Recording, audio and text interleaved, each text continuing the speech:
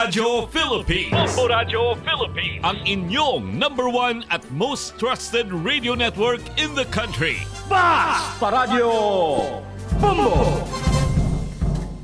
Oras sa Bombo Radyo Iloilo, Philippine Standard Time, 55 minutos na nakalikat sa takna sining alas 11. Welcome sa pagpangalagad sa Bombo Anay sa 230 FM Bombo Radyo Iloilo, ang flagship stations on the number one and most trusted radio network kinakantri ang Bombo Radyo Philippines. Adlaw kita karon sang Biyernes, Pebrero 28, tuig 2025. Thank God it's Friday. Subong naman ang uling adlaw sa bulan sang Pebrero. Sa gihapon hindi mo lang ganimo ang kurman, Bombo Chama Blanco Hover kagaron sa aton sining Vote 2025 countdown. 73 dias na lang kag 2025 national, local and farm elections na.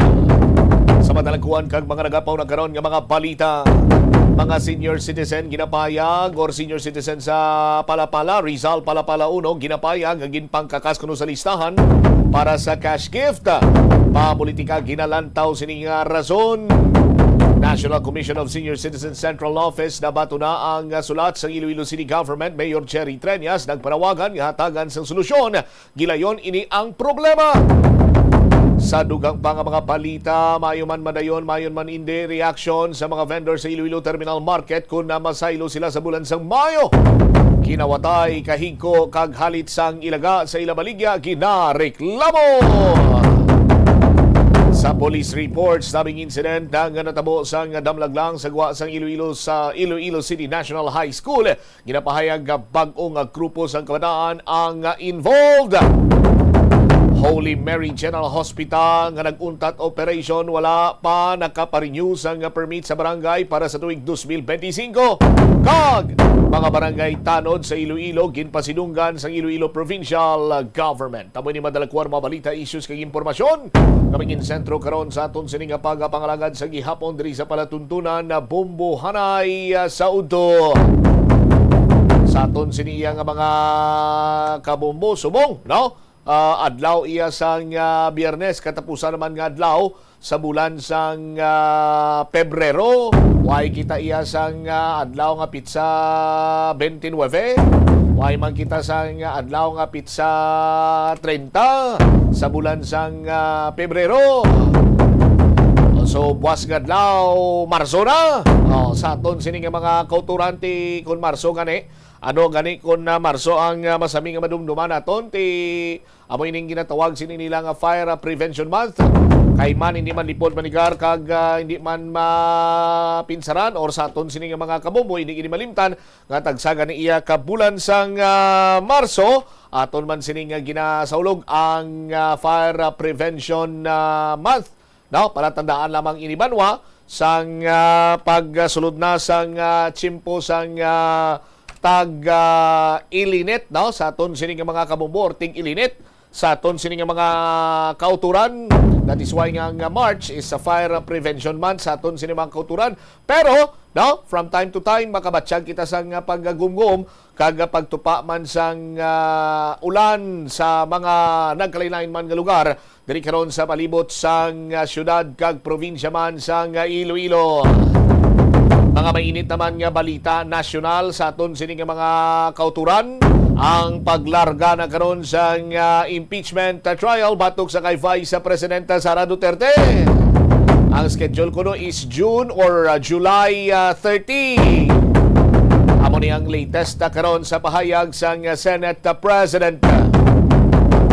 Iban sining madalaguan kag mga nagapanguna nga mga balita, inyo bantayan detalye sa mga mainit nga balita lokal. Balikan ta sa mga pagpalayag sa Bombo Anay sa Udto pagkatapos ang Bombo Network News. Tapos na ang bulan o kung basta due date mo na, nagapahanumdum gid ang financial experts nga dapat bayaran mo sa husto nga tion ang imo nga utang bangod maalam ini nga paagi sa paggastos ang imo kwarta kag may maayo pa nga mga benepisyo. Halimbawa, malikawan ang late fees kag maprioridad ang importante nga mga galastuhan. Dumdumaman nga ang on-time payment history ang makatimpong Ito ang Bombo Radio Philippines. Fully digitalized. Numero 1 sa balita, komentaryo, drama at serbisyo publiko. Bombo Radio Philippines. Bombo Radio Philippines. Ang inyong number 1 at most trusted radio network in the country. Paradyo Bumbo. This is Bombo Network News Noontime Edition, broadcasting live at Bombo Radio Broadcast Center, Makati City, Philippines. Ngayon po ay Biyernes huling araw na o ika-28 sa buwan ng Pebrero taong 2025 at meron na lamang po tayong 73 days bagong 2025 midterm elections. Sa ulo ng ating mga balita. Sa ating mga pangunahing balita, Pangulong Marcos pinatitignan kung bakit nanatiling mataas ang presyo ng bigas sa mga merkado. Pinapalakas din ang seguridad kasunod ng manoy pangiispya ng China. Ang Malacanang, partikular na si Press Officer Undersecretary Claire Castro, pinabulaanan ang akusasyong attack dog siya ng palasyo. Commission on Elections dyan sa may Cordillera pinapatanggal naman sa lahat ng mga senatorial candidate ang kanilang mga illegally posted campaign materials. Mas maraming kongresista naman umapilang iimbestigahan ang ghosting sa Senior High Voucher Program ng Department of Education. Abangan din sa ating provincial report mamaya Universidad sa may Iloilo City kung saan nagtuturo si First Lady Liza Marcos dumanas umano ng data breach. Sa international tutukan po mamaya ang North Korea nagsagawa ng cruise missile test kasunod po yan ng banta ng Amerika. At live nationwide via satellite, dumako tayo sa detalye ng ating mga balita. Tiniyak ng Malacanang ang lalo pang pagpapalakas sa seguridad matapos ang pagkakaresto ng mga hinihinalang Chinese spy na nagsasagawa umano ng surveillance sa palasyo at iba pang mahalagang pasilidad. Ayon kay Malacanang Press Officer Claire Castro, nakababahala ang insidenteng ito kaya't paiigtingin niya ang mga measure upang mapigilan ang mga pang-espya ng kanilang ginagawa. Inaresto ng National Bureau of Investigation ng 2 Chinese at 3 Filipino na umunoy nagmamasid sa mga kampo ng militar, kampo ng pulisya at mga pambansang ari-arian gamit ng mga sasakyang may hindi otorisadong SIM card catchers. Sinabi ng NBI na mga Pinoy ay binabayaran ng 2,500 pesos hanggang 3,000 pesos kada araw upang magmaneho ng mga patungo sa mga key areas tulad ng Malacanang at US Embassy. Ayon kay Attorney Castro, naniniwala si Pangulong Marcos na may mga sleeper cells na itinatayo ang China sa bansa. Tiniyak din ng opisyal na paiigtingin din ang laban kontra sa mga illegal na Philippine offshore gaming operator na konektado sa mga scam at konektado sa mga human trafficking activities. Hinikayat naman ni Cagayan de Oro City Representative Rufus Rodriguez ang Korte Suprema na ipawalang bisa ang paglipat ng pondo ng Philippine Health Insurance Corporation o PhilHealth sa National Treasury. Ayon kay Rodriguez, maganda ang mga tanong ni Associate Justice Amy Lazaro Javier sa oral arguments hinggil sa paglibat ng 89.9 billion pesos na pondo sa Treasury. Sinabi ng mambabatas na nabigyan niya ng pag-asa ang mga miyembro ng PhilHealth na ang halos 70 bilyong pisong nawala dulot ng direktiba ng Department of Finance ay maibabalik din para sa health insurance benefits. Ayon sa mambabatas, dapat na ma-invalidate agad ang fund transfer bago pa magpalusot ang gobyerno kung maglalabas ng hatol ang korte laban sa remittances. Base umano sa pagtatanong ni Javier kay Solicitor General Minardo Guevara, malinaw na nakareserba ang PhilHealth funds para sa mga miyembro. Bukod dito, hindi umano kailangan na gatasan ang pondo ng PhilHealth dahil ang mga proyekto kung saan gagamitin sana ang remittances ay mayroon nang nakalaan sa national budget. Sinabi din ni Rodriguez na Oktubre pa noong nakalipas na taon ay nanawagan na siya sa Korte Suprema na maglabas ng Temporary Restraining Order o TRO upang pigilan ang paglilipat ng pondo upang hindi masakripisyo ang benepisyo ng contributory at non-contributory members. Sa iba pang mga usapin, isasagawa na ng Supreme Court ang preliminary conference para sa petisyong kumukwestiyon sa legalidad ng Republic Act No. 12116. Ito yung 2025 General Appropriations Act. Sa isang revised advisory na inilabas po ng Korte Suprema, nakasaad dito na ang conference ay isasagawa sa Marso 5, dakong alas 9:30 ho ng umaga. Gaganapin ito sa Supreme Court Main Building sa Anbang Session Hall sa bahagi po ng Maynila.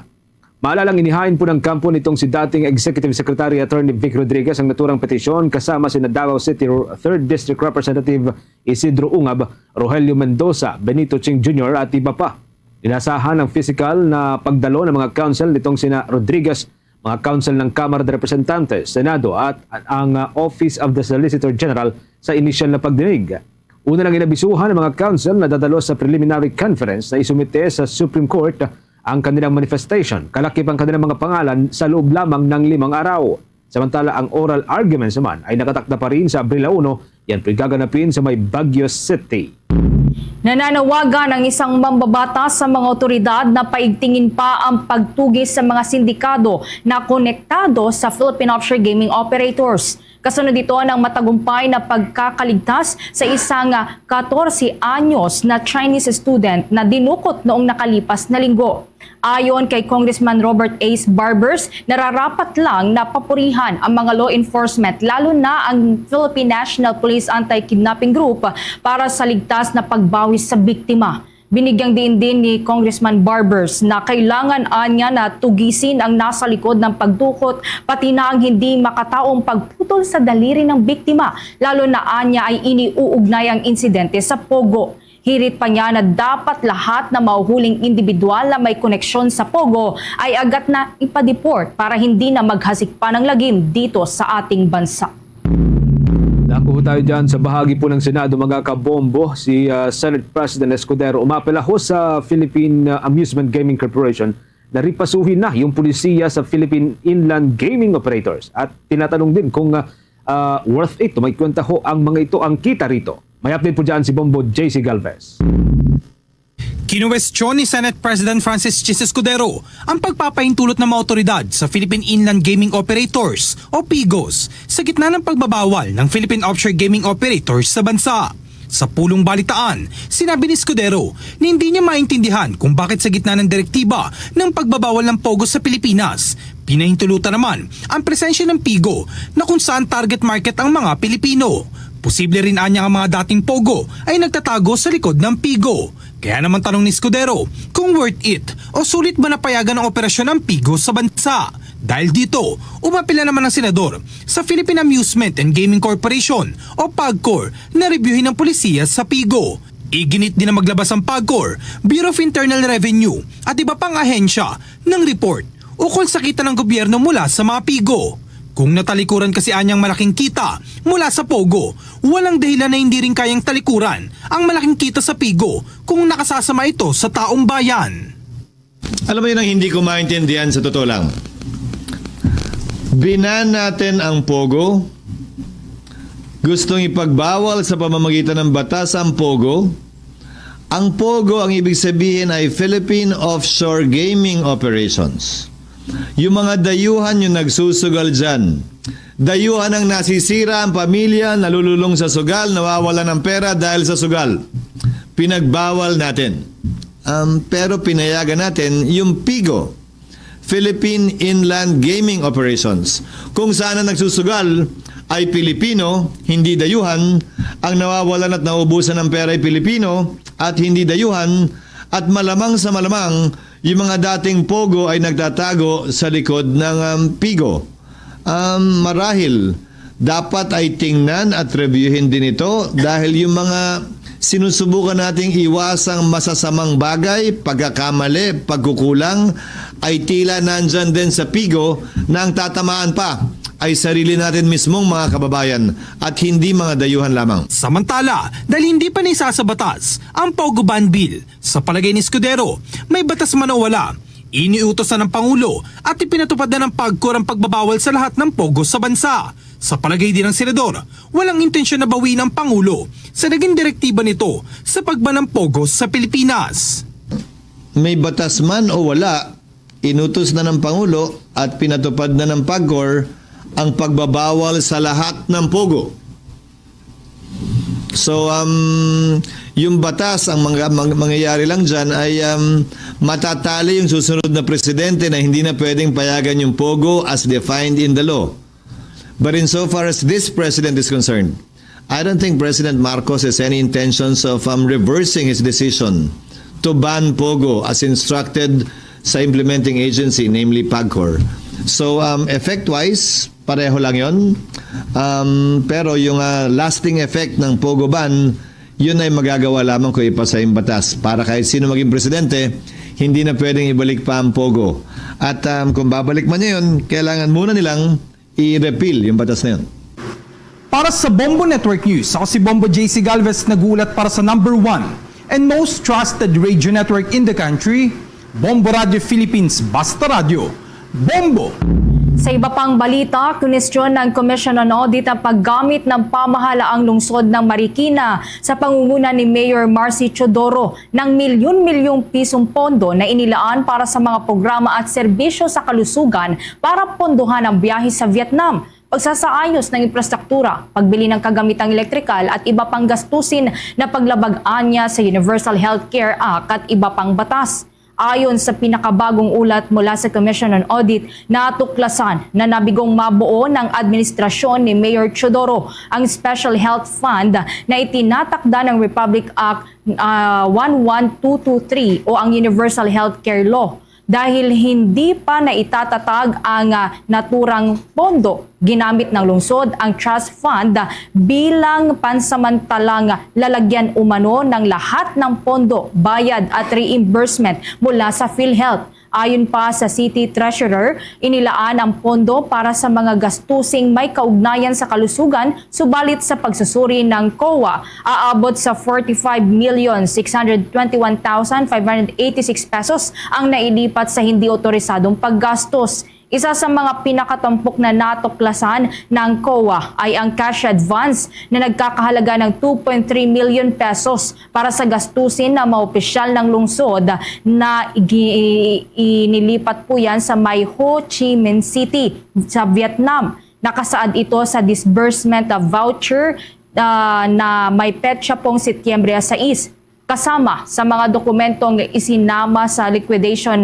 ng gastos ang otorisadong travel order ni Mayor Chodoro, mga liham mula sa Department of the Interior and Local Government at resibo ng gastusin, ngunit ayon sa COA, wala daw ebidensyang magpapatunay na may kinalaman ang biyahe sa alinmang health program ng lungsod. Bukod pa rito, nadiskubre rin ng komisyon ang paggamit ng health fund para sa pagbili ng pagkain, inumin at iba pang mga gastusin na anilay wala ring kaugnayan sa tunay na layunin ng pondo. Bukod sa mga nabanggit, kunestyon din ng COA ang hindi maayos na accounting ng PhilHealth reimbursement ng lungsod mula Setyembre 8 ng taong 2023 hanggang Abril 30 ng nakalipas na taon. Napansin din ang hindi tamang realignment ng 130 million pesos noon namang September 6, 2023 at 94.75 million pesos noon niyang Enero at 31 ng nakalipas na taon. Wala pa namang inilalabas na pahayag hinggil dito ang kampo ni Mayor Chodoro.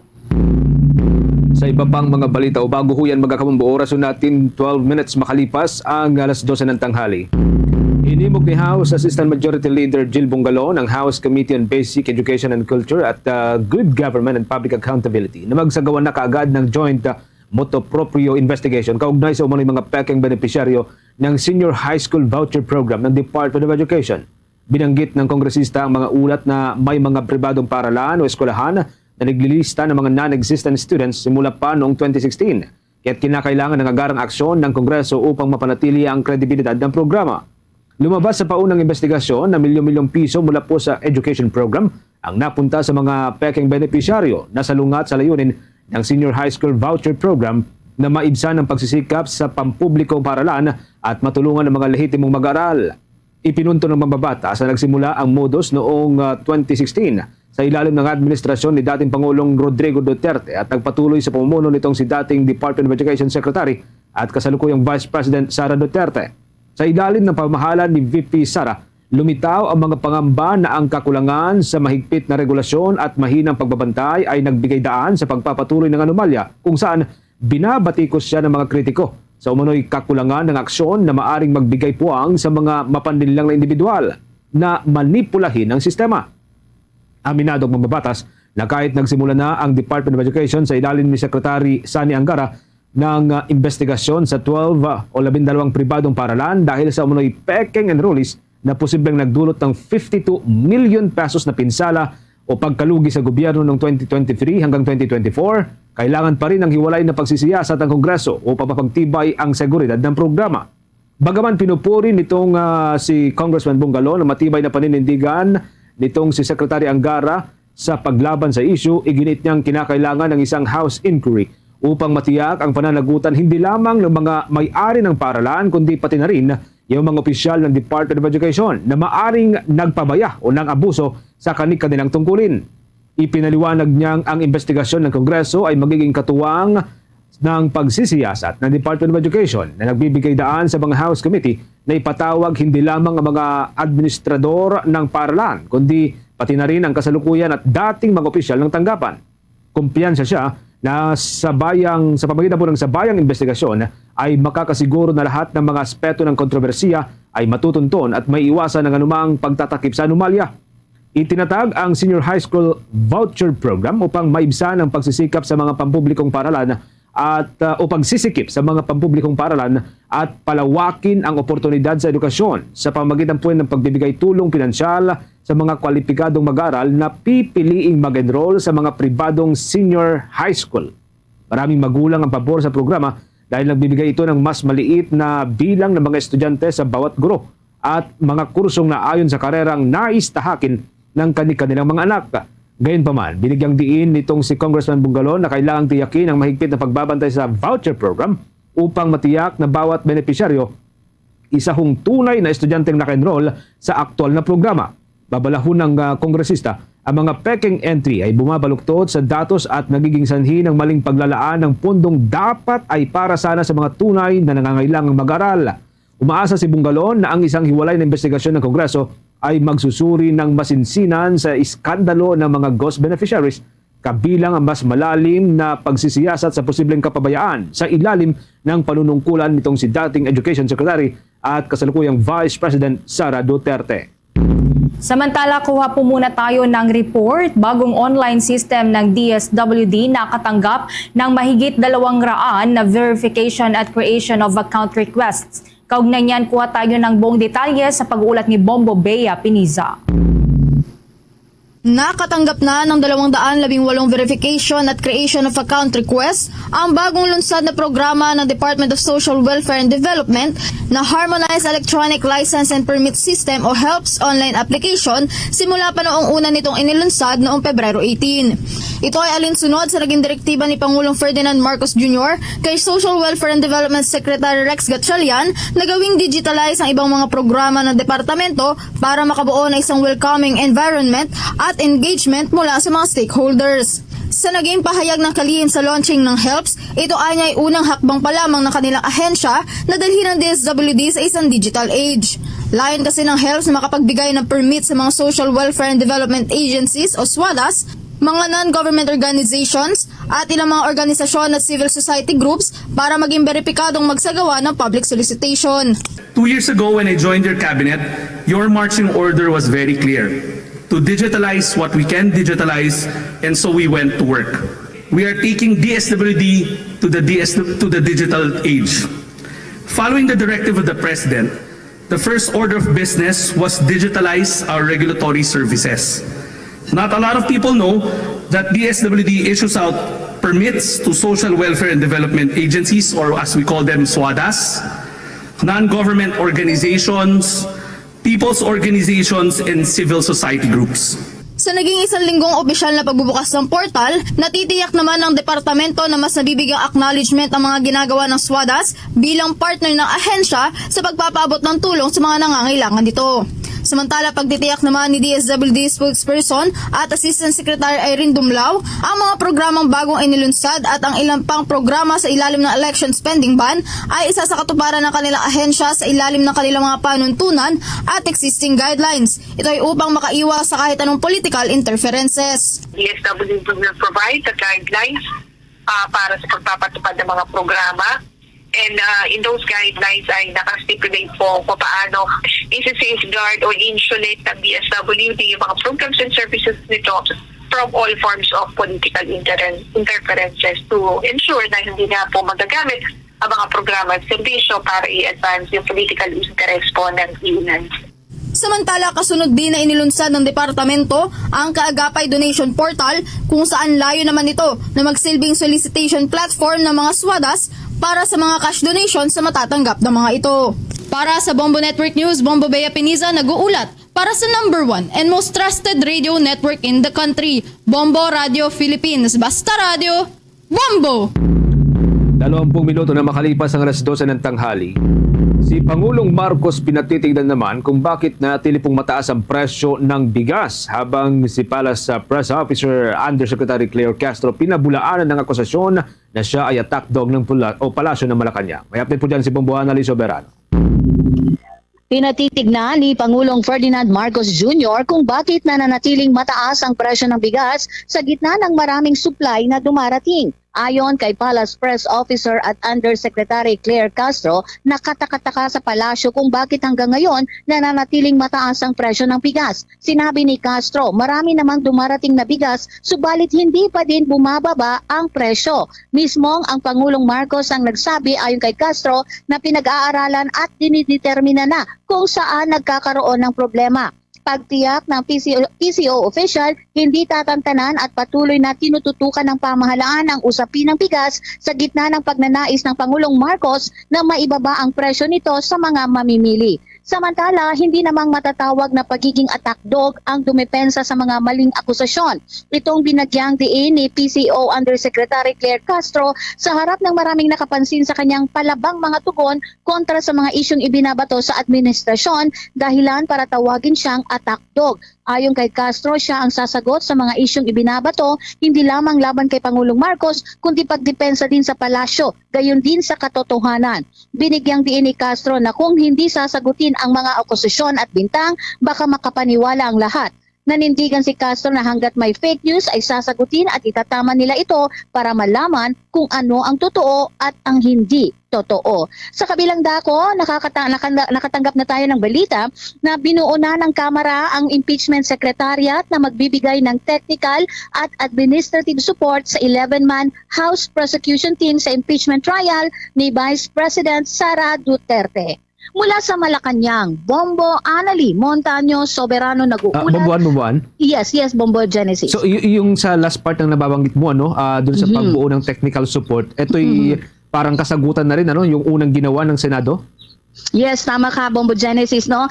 Nagbigay na nga ng pahayag si House Secretary General Reginald Velasco na bumuo na nga sila ng Impeachment Secretariat. Ito ay nakasaad sa Memorandum Order 19-1006 na inilabas nga ng office ng SecGen. Sinabi nga ni Secretary General Velasco, mahalaga ang papel na gagampanan ng Impeachment Secretariat para magbigay ng kanila o kailangang logistical, research at documentation support para sa House Prosecution Team. So handang-handa na ang Kamara para nga sa pagsisimula ng impeachment trial laban kay Vice President Sara Duterte. Bombo Genesis. Okay, maraming salamat, Bomboan.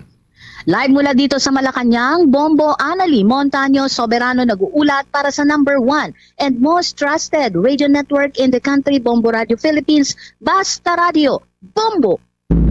Sa iba pang mga balita, sinisihon ng Department of Interior and Local Government sa pamamagitan ng Secretary Juanito Victor Remulla ang troll ng nagdaang administrasyon dahil sa pagpapalabas ng pagtaas umano ng krimen sa bansa.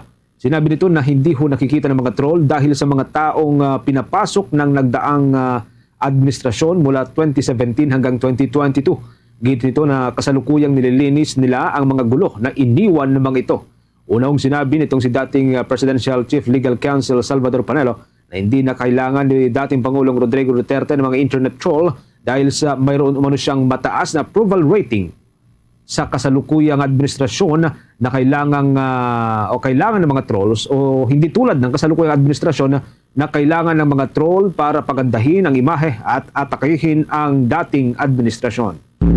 Samantala, kumambyo naman ang National Grid Corporation of the Philippines o NGCP sa pagbibigay ng garantiyang hindi makakaranas ng power outage sa darating na summer season. Ito ay sa kabila ng pagtitiyak pa ng Department of Energy na hindi magkakaroon ng yellow o red alert sa mga buwan na mainit ang panahon ngayong taon base na rin sa kanilang forecast. Ayon kasi sa DOE, mayroong mahigit 4,000 na megawatts ng bagong generation na magpapalakas sa supply ng kuryente bago ang panahon ng tag-init. Paliwanag naman ng NGCP Central Grid Operations Manager na si Engineer Vincent Bernabe na base sa nangyari noong nakalipas na taon, makailang beses na nagkaroon ng unplanned forced outages kaya't inaasahan na niyang kapag summer ay mararanasan ito. Sinabi din ng NGCP na walang nakakaalam kung anong mga planta ang posible ding makaranas ng emergency shutdowns na nangyari na rin noong mga nakalipas na taon. Matatandaan na umani nga ng Batikos ang naranasang blackout sa may Panay Island noong nakalipas na taon kung saan 3 sunod na araw na walang kuryente sa Panay. Habang nakaranas naman ng rotational power interruption ng Negros Occidental na nagresulta naman ng 3.8 billion pesos na halaga ng economic losses sa Iloilo. Manatili namang storm-free ang Pilipinas hanggang sa unang linggo ng Marso, batay ho sa pagtaya ng State Weather Bureau. Ito ho isa kabila ng patuloy na mga pag-iral ng ilang weather system tulad po ng Shearline, Amihan at itong Sterlis. Sa kasalukuyan, natili pong walang namumonitor ang Weather Bureau na nabubuong tropical cyclone o mga low pressure area sa labas ng at maging sa loob ng Philippine Area of Responsibility. Ayon sa Weather Bureau, magpapatuloy ito hanggang sa unang linggo ng Marso. Sa kabuuan ng 2025, wala pang nabubuo o pumapasok na bagyo dito ho sa ating bansa. Una hong tinaya ng Weather Bureau ang posibilidad na 0 hanggang sa isang bagyo ang posibleng pumasok sa Pilipinas ngayong buwan ng Pebrero. Tiniyak ni Hong Kong Economic and Trade Office Director General Libera Cheng ang commitment nito para mapalakas pa ang economic partnership sa pagitan ng Pilipinas at ng Hong Kong. Ang Hong Kong ay isa pong special administrative region ng China, ang pangunahing kaagawan ng Pilipinas sa mga teritoryo nito sa West Philippine Sea. Sa isang pahayag, sinabi ni Cheng na nais ng Hong Kong na panatilihin ang mutually beneficial relationship nito sa Pilipinas sa kabila ng mga kasalukuyang global development. Anya, ang pagbuo ng matatag na partnership sa pagitan ng dalawa ay isa sa mga pangunahing target ng Hong Kong. Inihalimbawa naman ni Cheng ang patuloy na paglakas pa ng bilateral trade sa pagitan ng Pinas at ng Hong Kong, kung saan nitong nakalipas lamang na taon ay umabot ito sa 13.9 billion US dollar. Ito ay katumbas ng 2.3% na annual increase na napanatili pa noong 2020. Dahil dito, ang Hong Kong ang ikalimang pinakamalaking trading partner ng Pilipinas, bagay na nais namang mapanatili ng naturang estado. Sa iba pang mga balita, magiging epektibo na sa Marso 2 ang pagtaas ng singil sa toll ng North Luzon Expressway o dyan pong NLEX. Base sa abiso ng NLEX na ang open system mula ho Balintawak hanggang sa Marilao, Bulacan Extension o exit ay magtataas po ng 5 pesos para sa Class 1 na sasakyan, 13 pesos para ho sa Class 2 at 15 pesos naman para sa Class 3. Ang bagong toll sa open system ay magiging 79 pesos para sa Class 1 na sasakyan, 199 para ho sa Class 2 at 238 para naman sa Class 3. Kabilang din dito ang Caloocan at Mindanao Avenue exit sa may Quezon City. Ang Class 1 ay mga regular na kotse, mga sports utility vehicle, habang ang Class 2 ay mga bus at mga maliliit na truck at ang Class 3 ay ang mga malalaking truck. Samantala ang end-to-end toll ay magiging 416 pesos para yan sa Class 1 at 1,039 para sa Class 2 at 1,247 para sa Class 3. Ang mga motorista naman nagagamit po ng NLEX mula Balintawak patungong Santa Ines sa Pampanga ay magbabayad ng dagdag na 57 pesos para ho sa Class 1, 142 para sa Class 2 at 171 pesos para sa Class 3. Ang bagong end-to-end toll ay magiging 416 pesos para ho sa Class 1 at susundan po ito ng Class 2 at Class 3. Depensa ho ng Toll Regulatory Board, ang toll hike ay base sa kanilang petition noon pang 2022 pero hindi po na ipatupad noong 2023. Samantala, ang United Nations World Food Program at Embassy of Japan lumagda po ng kasunduan para mas mapalakas pa ang climate resilient livelihood sa Bangsamoro. Kaugnay niyan, may buong detalye si Bombo Kelly Cordero. Nagsagawa ngayong araw ng ceremonial signing at exchange of notes ang United Nations World Food Program at Embassy of Japan para sa proyekto na magpapalakas pa ng climate resilient livelihoods sa mga vulnerable communities sa Bangsamoro Autonomous Region in Muslim Mindanao o BARM. Dito nagkasundo ang dalawang panig na magtulungan para mapabuti ang kalagayan ng mga komunidad sa rehiyon na lubhang naaapektuhan ng mga kalamidad at pagbabago ng klima. Ang proyekto ay layunin magbigay ng technical at financial support sa mga magsasaka, mangingisda at iba pang komunidad. Ayon kay Ambassador of Japan to the Philippines, Endo Kazuya, patuloy ang kanilang suporta sa mga proyektong magpapalakas sa katatagan ng mga tao sa Bangsamoro. Binigyan din ito ang matibay na ugnayan ng Japan at Pilipinas sa pagsugpo sa epekto ng climate change at pagpapabuti ng kalidad ng buhay ng mamamayan sa rehiyon. The project scope included restoring land through food assistance for assets and promoting better nutrition practices through social and behavior changes activities. Together, we endeavored to improve market linkages and boost agricultural productivity. Samantala, ayon naman kay Toshio Murakami, Program Policy Officer ng UN World Food Program, layunin ng proyektong ito na lumikha ng localized automated weather information system at turuan ng mga nasasakupan ng rehiyon na i-assess ito para makapaghanda sakaling may mga parating na bagyo o kahit tagtuyot at maibsan ang epekto nito sa kanilang hanap buhay. Our World Food Program tried to establish the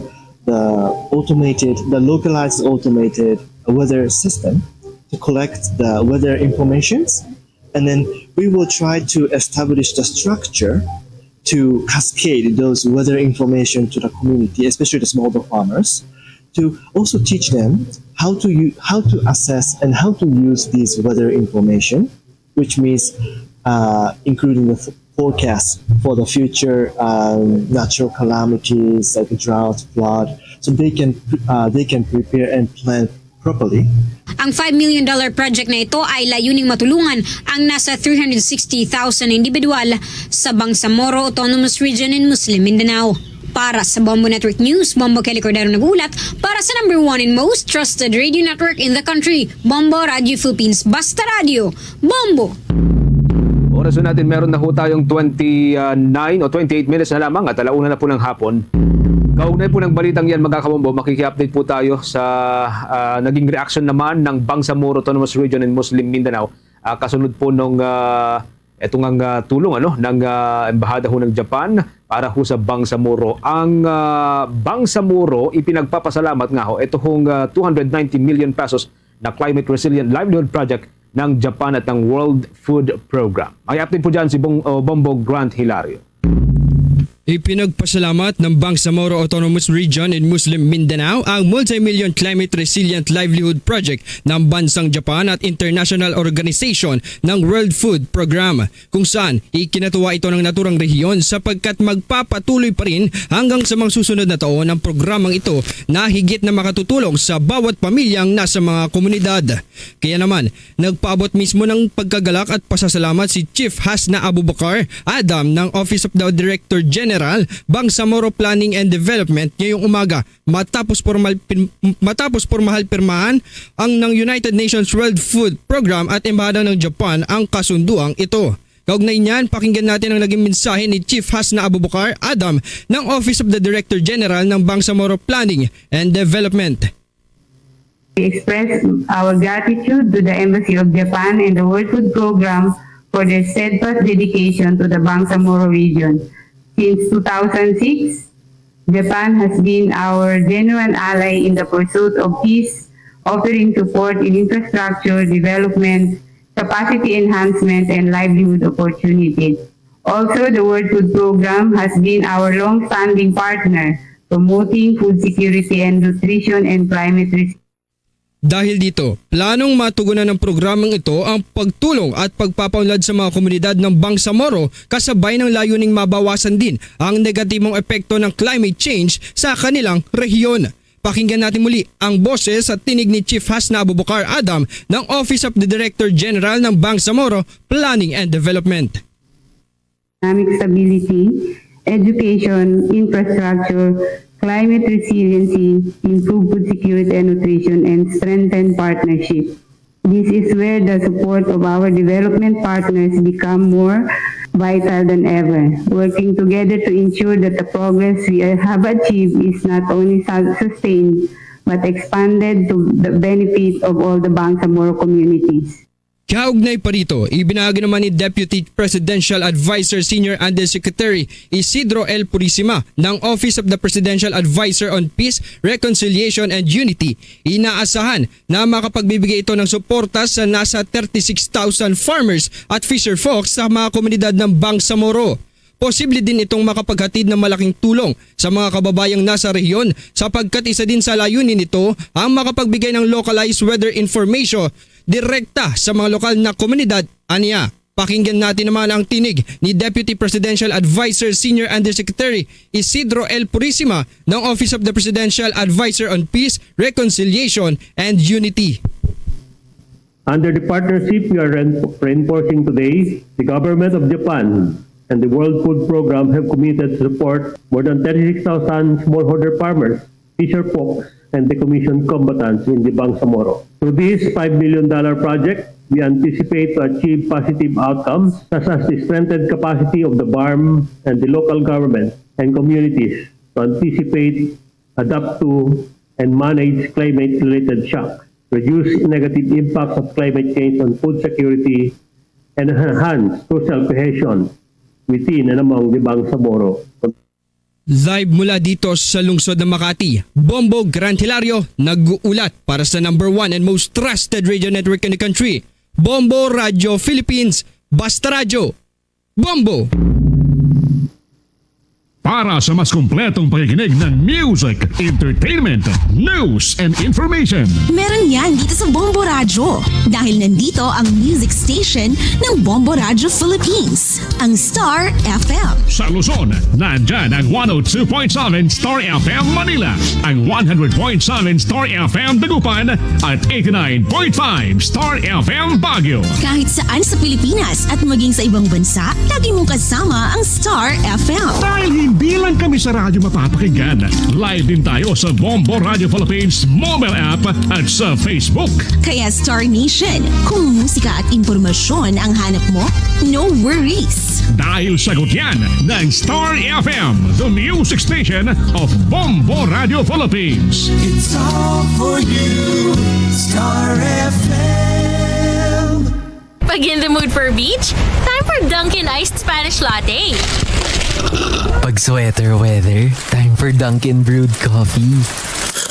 Pag nagkayaya ang magbike, time for Dunkin' Iced Americano. Anytime is Dunkin' Coffee time. My hot and iced coffee for any moment, any vibe, anytime. Eh, ikaw? Time for Dunkin' Coffee, hot or iced. Dunkin', pasalubong ng bayan. At ngayon, sa pagpapatuloy ng iba pang pangunahing mga balita. Meron na lamang po tayong 23 minuto mga kabombo bago po sumapit ang launa-hunang hapon. Update po muna tayo mula dyan sa may Commission on Elections bago tayo magpatuloy sa iba pang mga malalaking balita. Ang Commission on Elections dyan po sa may Cordillera ay nagbigay po ng mga o pinadalhan po ng mga abiso ang mga senatorial candidate na tanggalin yung mga illegally posted, mga campaign material. Meron din pong sinampahan or inisyuhan po ng kaso na isang kandidato sa pagka-vice-alcalde dahil sa paglabag sa cybercrime law. May update po dyan si Bombo Isa Cotoner. Bombo Genesis, Bombo Ever, sinabi ni Commission on Elections Chairman George Erwin Garcia na sa kasalukuyan ay pinadalhan na ng local COMELEC office sa Cordillera Administrative Region ang lahat ng senatorial candidates ng notice to remove ng kanilang mga illegally posted campaign materials. Anya, ang ginawa ito ng local COMELEC office sa Cordillera ay generalize na lang nila ang pagpapadala sa mga kandidato para ipaalam din ang pagpapatanggal sa mga campaign posters. Dagdag pa ni Garcia na positibo naman itong tinatanggap ng mga kandidato at agaran na rin tinatanggal ang mga campaign materials. Sa kasalukuyan, Bombo Genesis, Bombo Ever, mahigit 124,000 na ang natanggal ng komisyon ng mga illegally posted campaign materials. Samantala ang Region 7 o ang Central Visayas, Region 10 Northern Mindanao at Region 3 Central Luzon ang mga lugar na may pinakamaraming natanggal na campaign posters. Kaugnay niyan, pakinggan natin ang pahayag ni COMELEC Chairman George Erwin Garcia. Nag-issue sila sa lahat ng 66 candidates. Sa amin palagay, para kasi parang ginawa nila, nag-generalize notice sila. And ngayon po, tingnan niyo po yung buong Benguet, Mountain Province area, medyo malinis po yung lahat ng mga lugar na yan. Nag-issue sila sa lahat ng 66 candidates. Sa amin palagay, para kasi parang ginawa nila, nag-generalize notice sila. And Bombo Genesis, Bombo Ever, sa iba pang balita, ngayong araw ay nagpasa ang Commission on Elections ng reklamo sa Manila Prosecutor's Office laban sa isang vice mayoral candidate sa lalawigan ng Isabela na si Attorney Gerald Harold Respicio. Ayon sa komisyon, si Respicio ay nagpost sa kanyang social media ng mga videos na nagsasabing kaya niya umano manipulahin ang vote counting machines ng poll body para sa darating na halalan at mayroon din daw umanong back-end program upang mapadali ang pagpapaniobra para sa mangyayaring eleksyon sa Mayo. Agad naman itong pinabulaanan ni Commission on Elections Chairman George Erwin Garcia at tiniyak na ang ginagawa lahat ng komisyon upang maging hack-proof ang mangyayaring halalan sa Mayo. Kasama sa naturang pinasang reklamo ay ang planong pagsampa ng disqualification case laban sa kandidato. Sasampahan din ang disbarment case at pagpapatanggal ng lisensya bilang accountant. Sa kabila nito, patuloy ang pagpapaalala ni Garcia sa publiko na lalabanan nila ang fake news, misinformation at disinformation sa panahon ng halalan. Kaugnay niyan, pakinggan ulit natin si COMELEC Chairman George Erwin Garcia. Platform na yan. So, naayos na po namin, na-secure namin yung video and yun po yung basihan ng aming kaso na finali sa kanila. This is a very strong warning. Misinformation and disinformation and fake news, lalabanan po namin yan at all costs. And therefore, ay hindi lang dahil directed against the COMELEC or the integrity of the election, kahit directed to anyone here. That is the duty of the Commission to ensure that everyone is safe when it comes to social media and wala tayong misinformation, disinformation at fake news. Mula sa COMELEC Office Intramuros, Manila, Bombo Isa Cotoner para sa The Vote 2025 coverage ng Bombo Radio Philippines, the number 1 and most trusted radio network in the country. Basta Radio, Bombo! Balik ko tayo sa iba pang mga malalaking balita. Nakatakda pong taasan ng National Food Authority ang buying price ng mga palay. Sinabi ho nitong si National Food Authority Administrator Larry Lacson, pinapa-monitor nito ang nakarating na ulat sa kanila na ibinebentang 13 pesos hanggang sa 14 pesos sa kada kilo ho ng mga fresh o ito ho yung mga kaaning palay. Sa kasalukuyan kasi, ang National Food Authority ay bumibili po ng wet palay sa halagang 18 pesos hanggang 19 pesos kada kilo, habang ang dry palay naman ay binibili ng 23 pesos kada kilo. Maaring sa susunod na linggo ay tataasan na ng naturang ahensya ang buying price ng mga palay kapag may ma-verify na bumagsak na ang mga ito. Kapag napataas ang buying price ng mga palay ay magkakaroon ng 5,000 pesos na dagdag na kita para ho sa mga magsasaka na siya ring magtutulak para sa mga traders na bumili ng mga palay ng mas mataas ang presyohan. Samantala, bumagsak naman ng 70% ang tariff collection ng Bureau of Customs sa mga inaangkat na bigas nitong nakalipas na buwan. Batay ho sa report ng ahensya, umabot lamang sa 1.43 billion pesos ang nakolektang taripa nitong nakalipas na buwan. Ito ay mas mababa ng 3.31 billion pesos kumpara sa 4.74 billion pesos na nakolekta ng naturang ahensya nitong Enero ng nakalipas na taon. Paliwanag nito na bumaba sa 330,501 metriko tonelada ang bulto ng bigas na inangkat sa nakalipas na buwan mula sa dating 474.19 metric tons noong Enero ng nakalipas na taon. Pinaniwalaang ang pagbabaho ng bulto ng inangkat na bigas ay dahil sa mataas na carry-over stocks. Ito yung mga stocks ng bigas na hindi na ibenta sa nakalipas na taon at naitawid pa ngayong taon. Ito ay dahil na rin sa record high na volume ng bigas na inangkat noong 2024 na umabot sa 4.8 million metric tons. Bahagi ng taripang nakukolekta ng pamahalaan ay ginagamit bilang pondo o yan po'y assistance para sa mga magsasaka ng bansa. Sa ilalim po yan ng Rice Competitiveness Enhancement Fund. Bombo International News.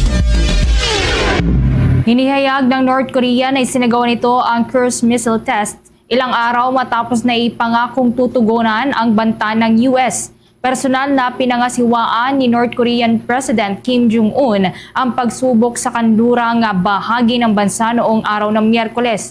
Layunin ng naturang missile test na ipakita ang kakayahan ng North Korea na lumaban sa mga kaaway na nagpapalala ng tensyon. Nagpahayag naman ng kasiyahan si Kim sa resulta ng drills at binigyang diin ang kahandaan ng kanilang hukbo sa paggamit ng mga nuclear weapon. Ayon sa South Korea naman, nasubaybayan nila ang missile test at nananatili silang handa laban sa anumang banta kasama ang Amerika. Mula nang maupo naman si Trump sa kanyang ikalawang termino, nais niyang makipag-usap muli kay Kim. Ngunit patuloy na tinatanggihan ito ng North Korea habang pinapalakas pa ang kanilang sandatahang lakas. Ayon naman sa mga eksperto, mas nakatutok si North Korean President Kim Jong-un sa pagsuporta sa Russia kaysa sa diplomasya sa Estados Unidos. Dahil lumakas ang nuclear arsenal ng North Korea, maaaring umasa ito ng mas malaki pang concessions kung sakaling muling makipagnegosasyon ang Amerika. Samantala, isang tao naman ang kumpirmadong nasawi sa wildfire dyan sa Japan na sumira ng mahigit 80 gusali at nagdulot din ng paglikas ng daan-daang mga residente. Gumamit na ng mga helicopter ang militar upang subukang apulahin ang apoy sa kagubatang bahagi po yan ng Ofanato sa rehiyon ng Iwate. Ayon sa pulisya, isang sunog na katawan ang natagpuan at dinala sa istasyon ng pulisya para sa investigasyon.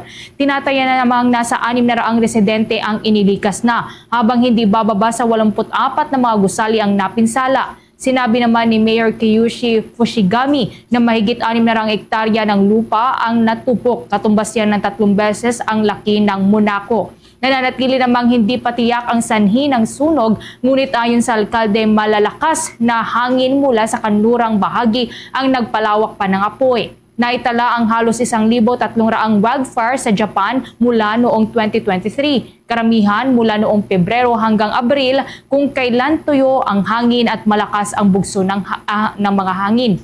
Ayon pa sa mga datos, ang kasalukuyang pong buwan ng Pebrero ay posibleng maging pinakatuyo sa kasaysayan ng Ofanato, habang ang 2023 naman ang pinakamainit na taong naitala sa Japan mula nang magsimula ang record keeping. Oras na natin, meron na lamang po tayong 14 minutes bago po sumapit ang alauna ho ng hapon.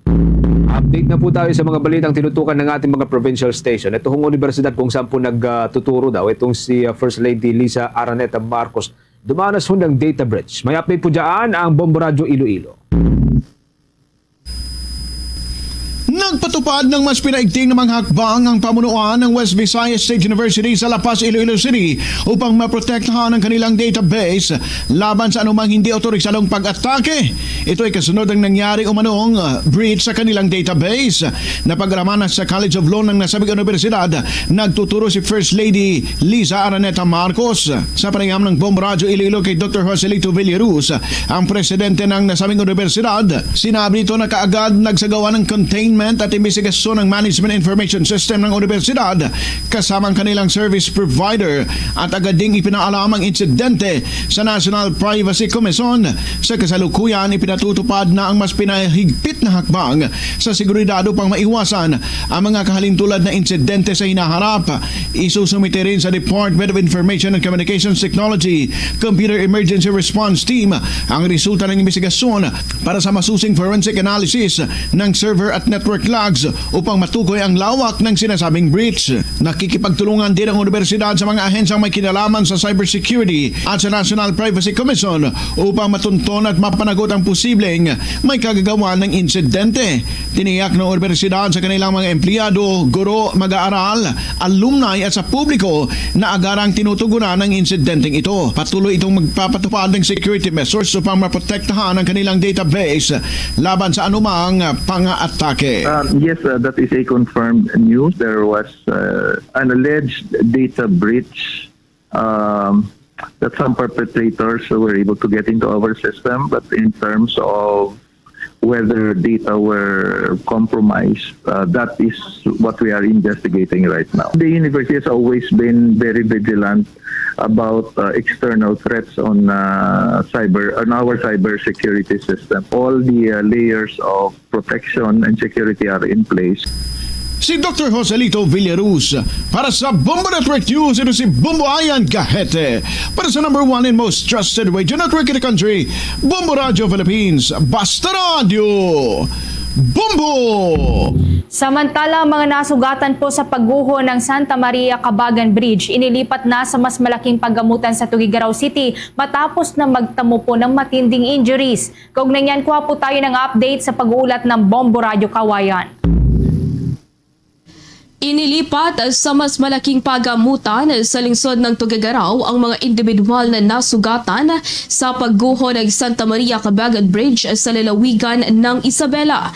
Sa naging panayam ng Bombo Radio Kawayan kay Attorney Constante Wato Foronda, ang Isabela Provincial Disaster Risk Reduction and Management Officer, sinabi niya na nagtamo ng pinakamatinding injury ang menor de edad na rider ng isang motorsiklo dahil ito ay nagkaroon ng bali sa kanyang binti at mayroon din itong head trauma. Ang ilan naman ay nagkaroon ng injury sa lower back habang minor injuries lamang ang tinamo ng ilan.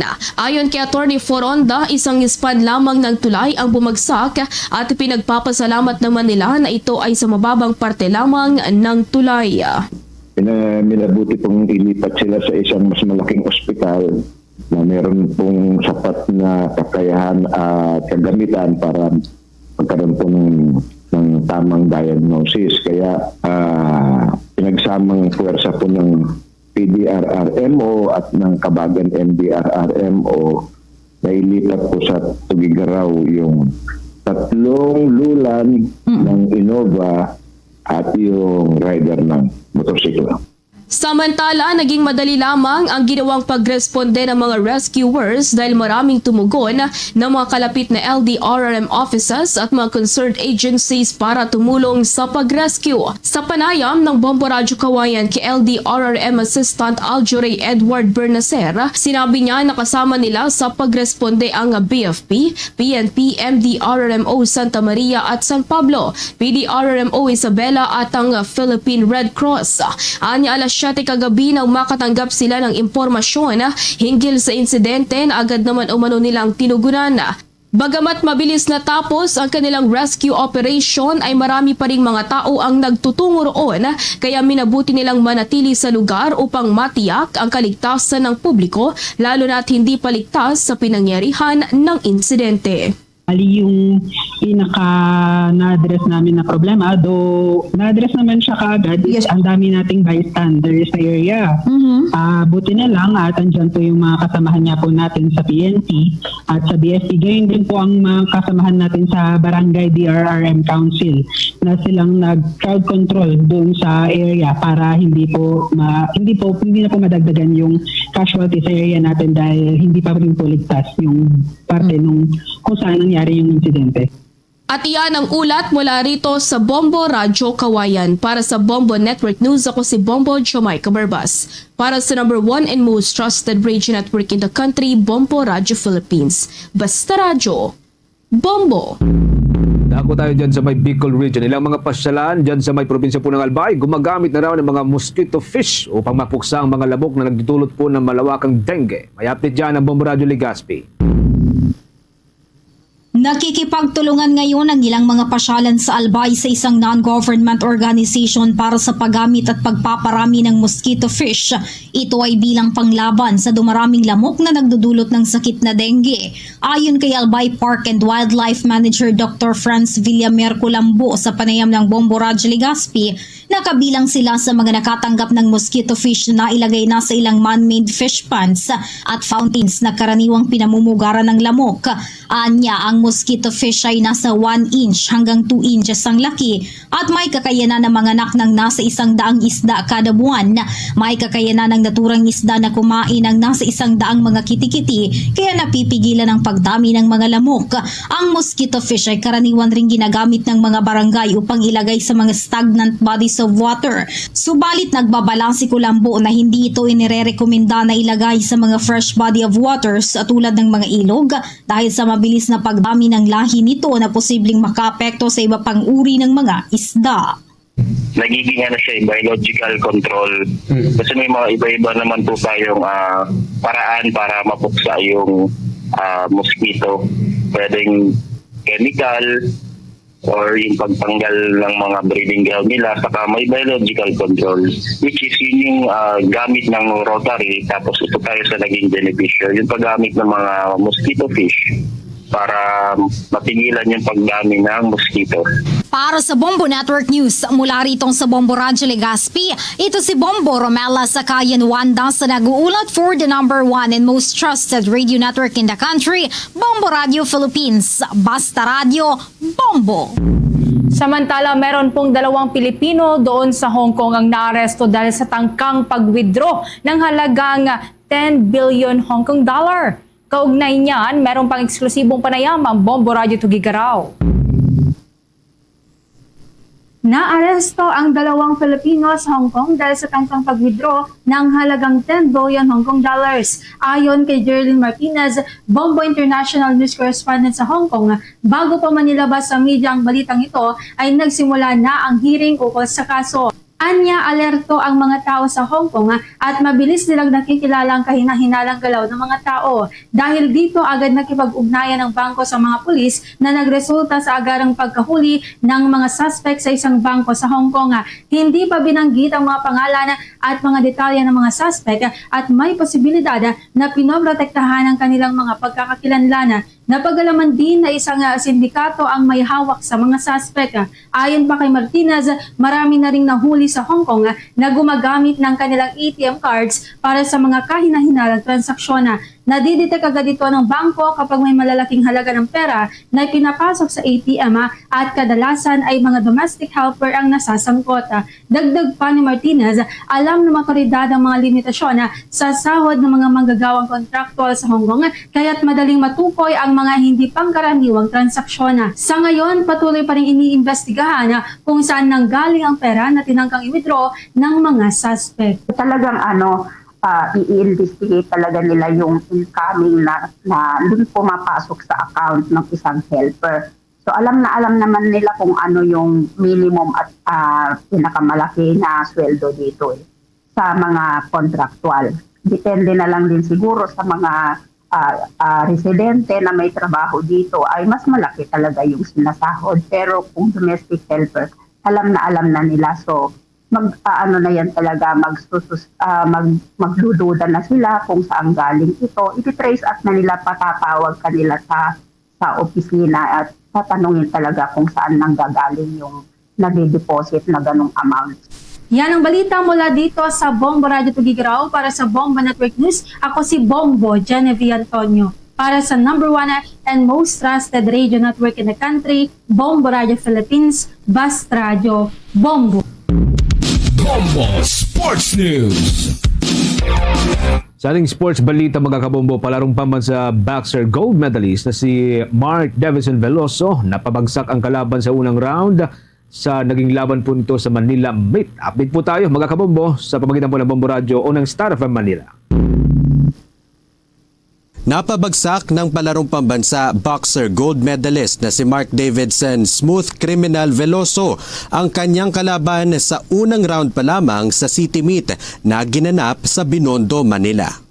Matatandaan na napabagsak rin ni Veloso sa round 1 ang kanyang kalaban sa palarong pambansa noong nakarang taon upang makuha ang gintong medalya. Sa naging eksklusibong panayam ng 102.7 Star FM Manila sa batang atleta, ikinuwento nito ang paghahanda na kanyang ginagawa para sa kanyang mga laban. Matinding pag-iensayo po, matinding disiplina, mga training program po na ginagawa ko. Tuloy-tuloy po araw-araw po yun. Ang training po namin umaga, 4 a.m. po ng maaga, matatapos po kami ng 8 a.m. at magpapahinga po kami ng 11 to 1. Tapos pag-training po ulit kami 4 to 8 ng gabi. Kaya matindi po talaga. Dagdag pa rito, ibinahagi ng tinaguriang smooth criminal ang kanyang mga pangarap sa boxing at ang pasasalamat na rin nito sa mga sumusuporta sa kanya. Gusto ko po maging world champion. Kaya ako po pinili yung boxing kasi pangarap ko po talaga maging world champion. Saka po matulungan ko po yung pamilya ko tsaka yung sarili ko. Makatulong po sa kapwa na mahirap kasi dalas ko rin po kasi yan.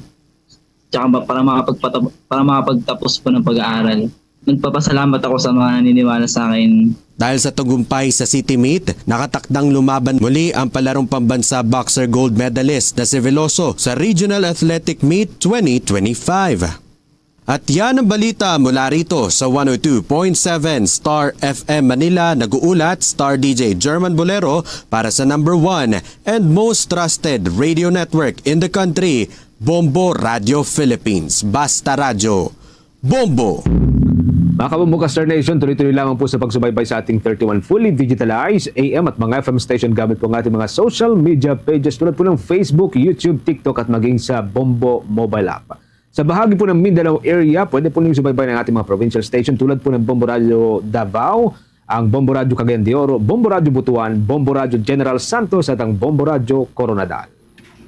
Mga kabomba ka Star Nation, bago po tayo magtapos, inaanyayahan po namin kayong samahan kaming manalangin para po sa garang pagaling ni Pope Francis. Narito po ang prayer for the healing of Pope Francis.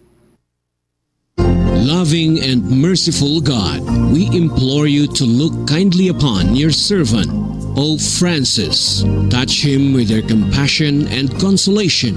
Restore his health and renew his strength in mind, body, and spirit. Surround him with your peace and the support of the prayers of your holy people. We place Pope Francis in your healing love through the doctors, nurses, and medical professionals who take care of him. We ask this through Christ our Lord. Amen. Mary, health of the sick, pray for us. Luzon, Visayas at Mindanao at maging sa buong mundo yan na pong kabo ng ating balitaan para sa pangtanghaling edisyon ng Bombo Network News. Mula dito sa News Center Makati para sa number 1 and most trusted radio network in the country, Bombo Radio Philippines. Basta Radio. Bombo! Diri sa pagpangalagad sang Bombo anay sa udto. Sa gyapon ko po ni mo Bombo Chama Blanco Hover.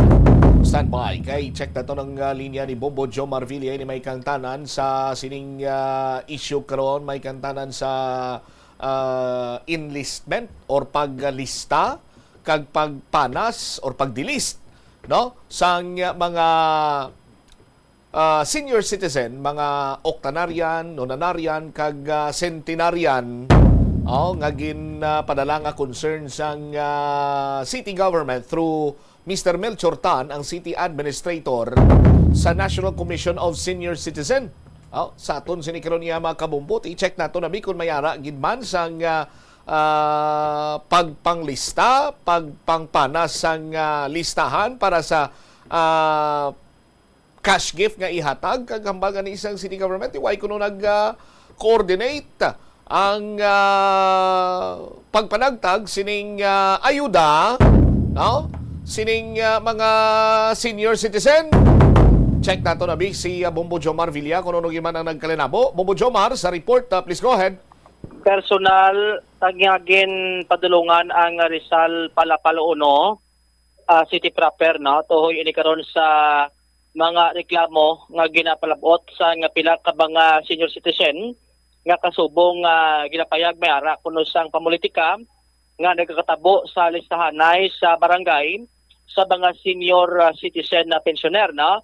Sa sining nasambit sini karon nga reklamo, bubot sa nga ginbalabot man sa kabahin karon sa Office of the Senior Citizen, ginapahayag nga una may ara kuno nga gin pangkakas sikap nga mga beneficiary kung sa diin ang rason sini sa likod amo ang pamulitika. Ang ikaduha sini may ara man nga aligasyon nga may ginapanglista kuno sikap nga masulod sa programa sa gobyerno, pero hindi ini siya guidelines, no? Why sa guidelines karon sang DSWD nga ang malista sini dapat ang halin sa Office of the Senior Citizen o kon sa bahin sa local government unit. Kay ang ikatatlo nga may ara kuno sang cash gift, no, nga i-release subong si Congresswoman Jam sa Rizal Palapala 1, pero why sang proper coordination sa local government unit. So it is nga mga concern ti ang nasentro gid karon sa kay kapitan, na kay punong barangay Eman diri karon Bumutsam Bayona sang Rizal Palapala 1. Unfortunately, nagpangita kita sa paagi kung paano nga makuhaan naton si Kap, mga ginkatuan naton, pero nagambal ang punong barangay nga hindi lang siya magpagwa sa statement sa media, ang amo man na ang advice sang iya sining legal counsel. Bubutsam kung paano nga kung maplastar makuntani, no, kung ano pamatuod ining aligasyon sa sining mga senior citizen naging palabot naman sa opisina karon sang Office of the Senior Citizen Affairs, no? So with that kuha naton sang information ang presidente, no, sang mga senior citizen sa nasambit sini ka barangay kay tikon may mga nagakatabo sini nga delisting, may mga enlisting, so naga-appear ini siya sa listahan sang senior citizen sa barangay, no, sa presidente nila mismo. Diri na pakigangutan naton ang presidente sa senior citizen sa Barangay Rizal Palapala 1, si Perlita Aditablan. Diri karon Bumutsam ti suno sa natungdan, why siya sang may nabaton nga may nagreklamo sa iya nga membro niya nga ginkaka sa listahan. Why man sa may nabaton nga may nagreklamo nga ginkakas kay may ginislan, may ginpasulod sini nga bag-o. Suno sa iya, tanan nga nagakatabo sini nga mga transaksyon sa barangay, especially may kantanan karon sa mga senior citizen nga may mga mabaton sini nga pensyon, kadtugid kag nag-update gid, no, sa iya, especially sa ila sini nga record. Kung sa DNT may mga waitlisted, amo na sila ang mga qualified nga tinagahulat na lang kung may mga bakante nga makasulod abi sila bud maka-avail man sila sang programa sang gobyerno kasubong ati kung may ara sa magtaliwan, so ginabayluhan nila sang bag-o sini nga mga membro sa muna ang gina-encounter nga mga senaryo, no, sang Office of the Senior Citizen sa subong sa reklamo na higing palabot abi nga ginapangyag nga agin kakas ni Kap mo nga may ara sa lamod sang pamulitika. So subnaway sa sang may nabaton sini nga report kag kun may ara gid man, so ginakiter nila ini Bumutsam dra sa ila sini nga asosasyon o kun sa Office of the Senior Citizen. Ariblano si Perlita Ditablan, ang presidente sang Senior Citizen Association, sang ma-interview diri sa Bubo Radio. 75 ang local. Daso ng national ko ni 114. 114. Ano pinagkalain sang local kay national? Dako ang ginakuha ya sa national sa local mo. Ang local mag-release siya 1,000 ang. Ang national ya kung kasi may release kami nga 3,000 sa 3 ka bulan. Kung mag-aanom ka bulan, 6,000. Nga mo na. Pero ang lokal ya, bali ang facility, city. Oo. City ya. Ang national, amo na siya ang... ang DSWD gid na. DSWD gid, okay. Klarohon talang ano, may mga reports kay man sa imo nga nabaton ka, nga mga agin pang kakas, nga mga qualified nga mga membro mo? Ang nabatian ko lang na kayo ay pa man kami ka meeting, kago ay man ako ka kuan pa. Damo gambal nga nagsala, saka sila kay Kap. Okay. Di kon hindi ambot lang kung tuod na. Wa man ko na kabati gid na. Ugaling kay ang kasaka to kuno barunda, kay barunda kuno na. Di wa ita mahimo kun tain bala subungaw. Ano namin mo bali nga kasaka sila kay Kap palista. Palista. Nga ano ni barunda. Nga hoy. Nga Tikon kontrapartido ka kung hindi ka to magsaka sa babaw. So ang report nga ang ginapasaka lang to ang kay Baronda. Oo. Pero sa imo way kalabot abi nga ti kami gin buhi no gin ano Way kami man, way pa man. So bali ang sa imo sa ning lista original amo gyapon. Amo ang gyapon. Way man sang abi nagapalabot nga reklamo gin kakasya. Way pa man. Way. Way man. Pero kung may mga baguhon sa membro, ginapay balo kagid sina? Uy, siyempre, subong daw ay pa man sila makareport nga mo na, Bino. Kaya nga akong lista mo na sigla gyapon. Kagang kung kulang, ginaang mga lokal ko, ginasaylo ko sa nasyonal mo na iya. Pero ay pa man subong release ang mga next week pa siguro. Pero kung may mga baguhon sa lista, for example, may buhinan kag dugangan, ginapahibalo kagid, no? Uy. Gina-inform kagid. Ikaw handle sini. Oo, kaya linsang pag-ikuan ko, senior ko, ako nang nilahang gauyat mo. Tiga paano ko gaya nga mapabulos na lang kay tigulang na gidmang ko. Hindi ko na kuan bala. Okay. So, amo na, pero personal gis na nagreklamo si mo nga ang ginabato lakno ni Kap ang kay Baronda to ho? Way pa man sila nagakato, bati-bati ko malang na ya. Kay may nagasugid man din nga nagasaka sila kay Kapto. Inalista sila ni Kapto. Sila ko mas bintahagan kay mapahuway na kuya ko ni. Si Kap na malang ang mano Malista. Way na kuya problema. Total aram niya gihapon niya ang ngalan kuya sa nasyonal. Pero sa listahan ay ni kay mga senior halin dres barangay gina lista ang ngalan. Ano gagi pa ni kapitan? Sa una dula maganing kapitan nga ati subong kay ambot lang. Kaya ti may lista man kuno ya sikap mo. Way man kuya kabalo ya.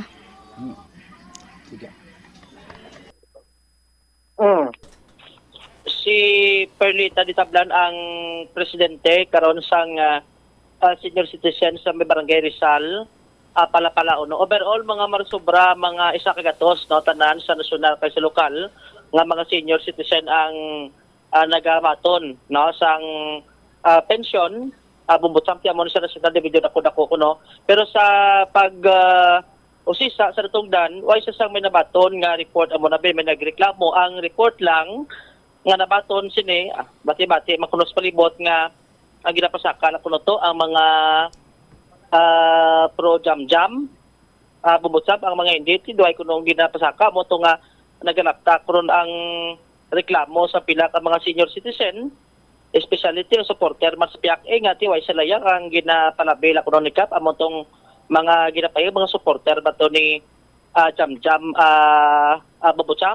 ang aton sidi nga nakuha pagid sidi nga information nga may ara nga programa no ang barangay dugin patuma ni pagpungko ni Kap bilang kapitan sa lugar nga may gid siya may separate siya nga listahan nga ginasupport karon ni Congresswoman Jam bumbutsap amo ni ang separate ni siya sa senior citizen lang pension quarterly nga ginabaton halin sa nasyonal ni sa kuno budget halin sa Congresswoman's office nga mo na ang ginahatag sa mga senior citizen adra sa ila siniyang lugar bumbutsap ida isa sa baton aton sa ding information basi connected man sa mo sini karon ginareklamo nga tiyang ginakater na kuno karon ang mga mga supporter ni Congresswoman Jamjam Baronda Bumbutsam gin reach out naton galing negative to ang presensya sa sining senior citizen nga ginalantaw mo ni kuno nagreklamo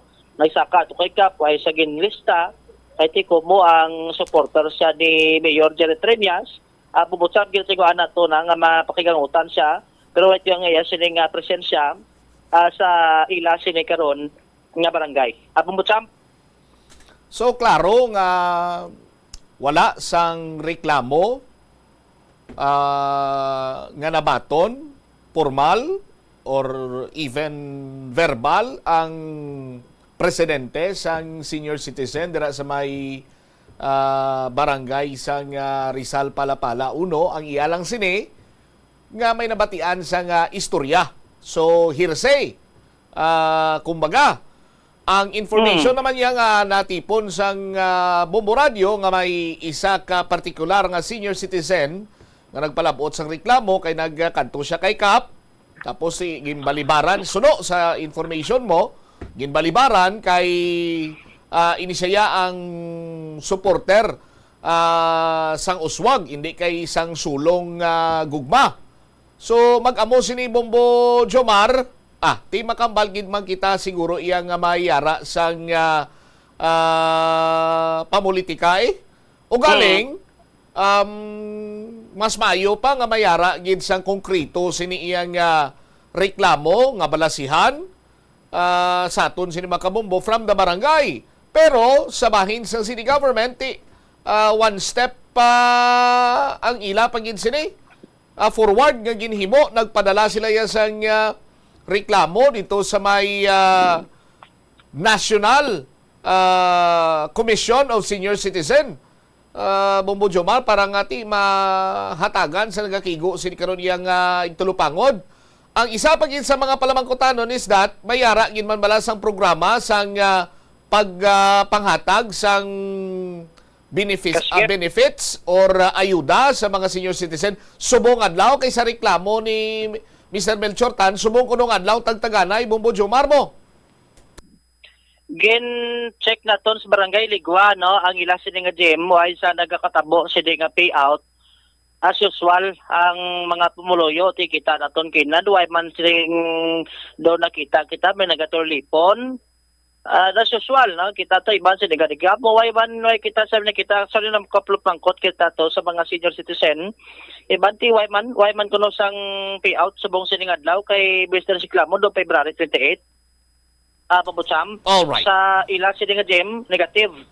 Na sa may Rizal Palapaluno kay ginkatuan tagito mo subong to. Sige. Thank you so much, Bombo Jomar. Ini si Bombo Jomar Consumo Villa para sa number 1 most trusted radio network in the country, Bombo Radio Philippines. Basta Radio, Bombo. Salamat, Bombo Jomar, sa liwat sa kangot nga balita. Ang nasambit sining complaint nakalabot na sa talatapan sa National Commission of Senior Citizens. Dito siya sa may central office, no? Tapos si Mayor Jerry Treñas nagpanawagan nga hatagan kuno sa solusyon gilayon ining nasambit nga problema sa aton sini nga mga kabombo. Sa Rejoin the Report plus tartaman ang balita ni Bombo Angel Tan sa sining concern karon sang city government.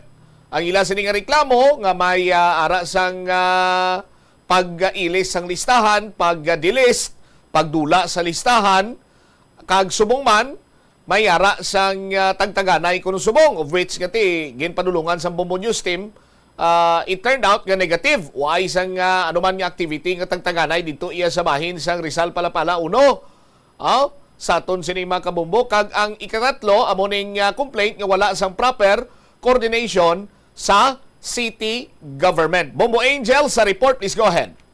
Bombo Cham na baton na sang National Commission of Senior Citizen o Central Office ang nasambit nga opisina ang sulat nga ginpadala sang Iloilo City Government nga nag-call out man abi sa sining ginapasuni pamulitika sa paghatag sang grant para sa mga senior citizen. Sa interview sa Bombo Radio kay Ms. Joy Pantilaga, ang spokesperson ni Iloilo City Mayor Jerry Treñas, yagin saysay nga ti kahapon ginpadala ang sulat sa nasambit abi nga opisina and subong nga adlaw na tigayon na siya nga mabaton gid formally sang National Commission of Senior Citizen Central Office. So Rodrigo Ms. Pantilaga, ining mga reklamo Bombo Cham, hindi lang ni siya abi isa ka bes, makapilala ni siya kuno nga mga reklamo man halin sa mga nagalain-lain nga mga lugar, pero ang sa barangay gid sang Rizal Palapala ang panindugan nga magreklamo man nga timang bises ini siya sang sulat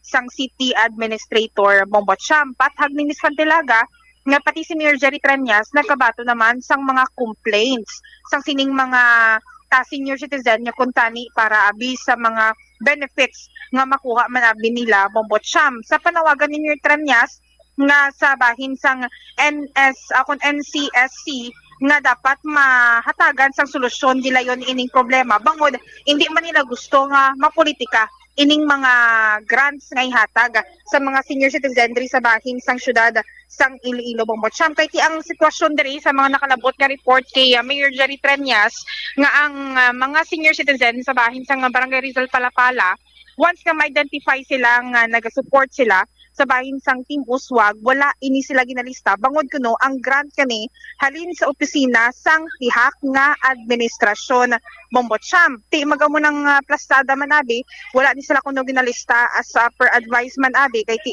per barangay diri ang sitwasyon ang coordination, pero ti base dapat diri sa guidelines sa nasambit nga opisina dapat naga-coordinate ini sila sa bahin sang local government unit nga ti isa bahin sang local chief executive sa mga lista kon mga names kun tani nga dalon sa nasambit nga grant. Pero ti ang natabo abi diri nagadiretso sila sa kabarangayan Bombochamp. Pamatyan ta lang kabahin diri sa nang statement man ni Miss Joy Fantilaga sa aton interview.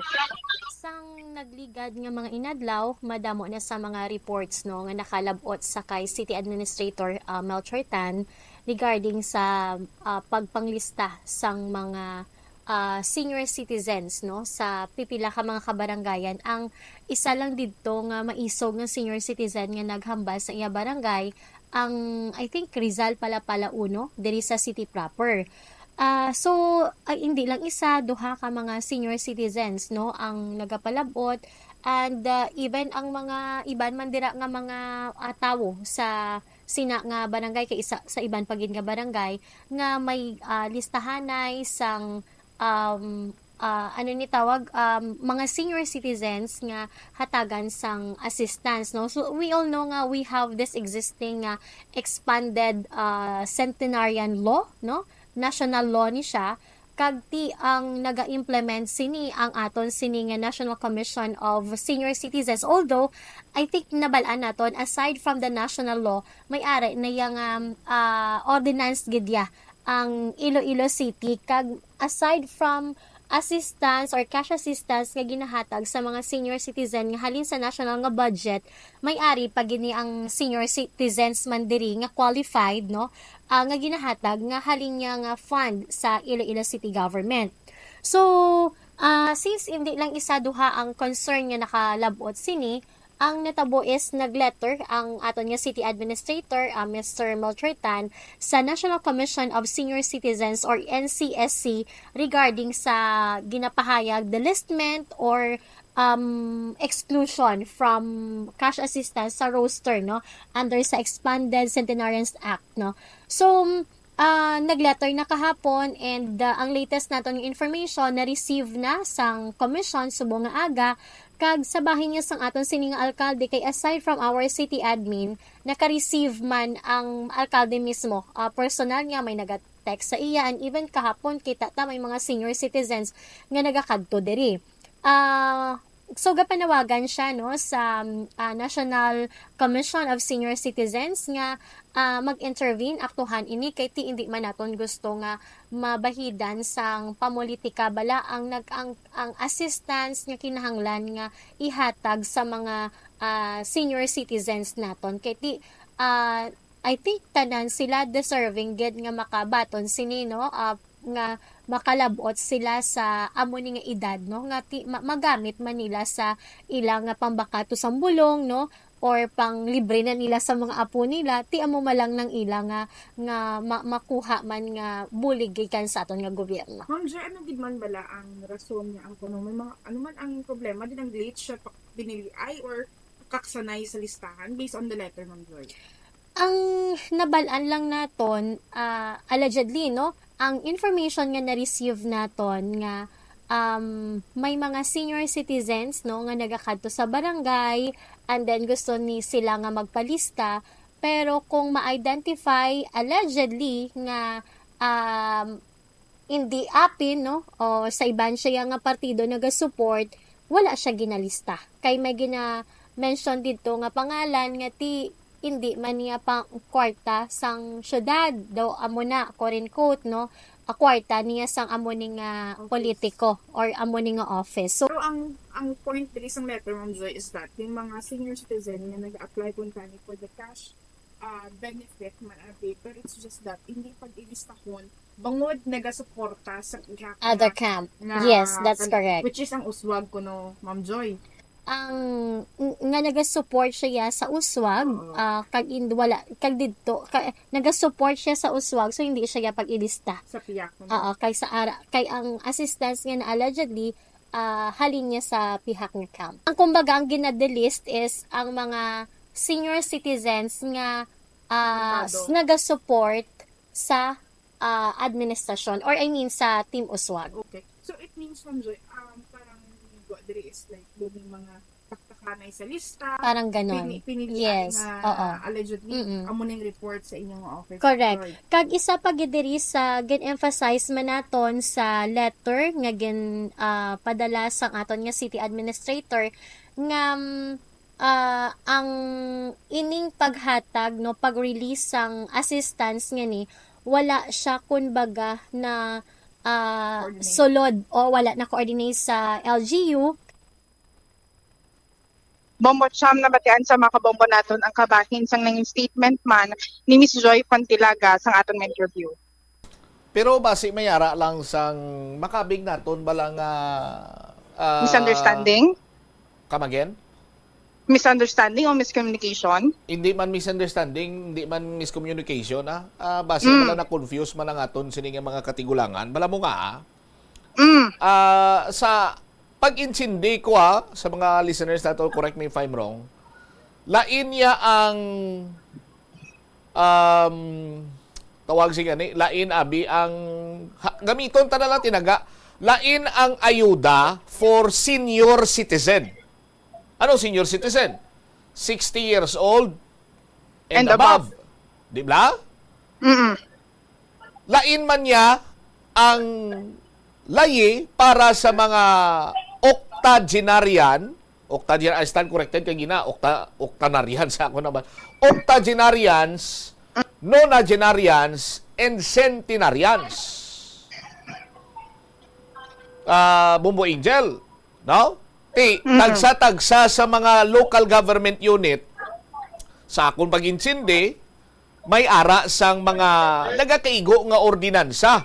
Pero may ara kita sang layi, ining Republic Act 11982, no? O revised na ni gani, kaya nga original sini nga layi is sa muning Centenarian Act of 2016, no? Sa aton sini nga mga kabumbo, Republic Act 10868.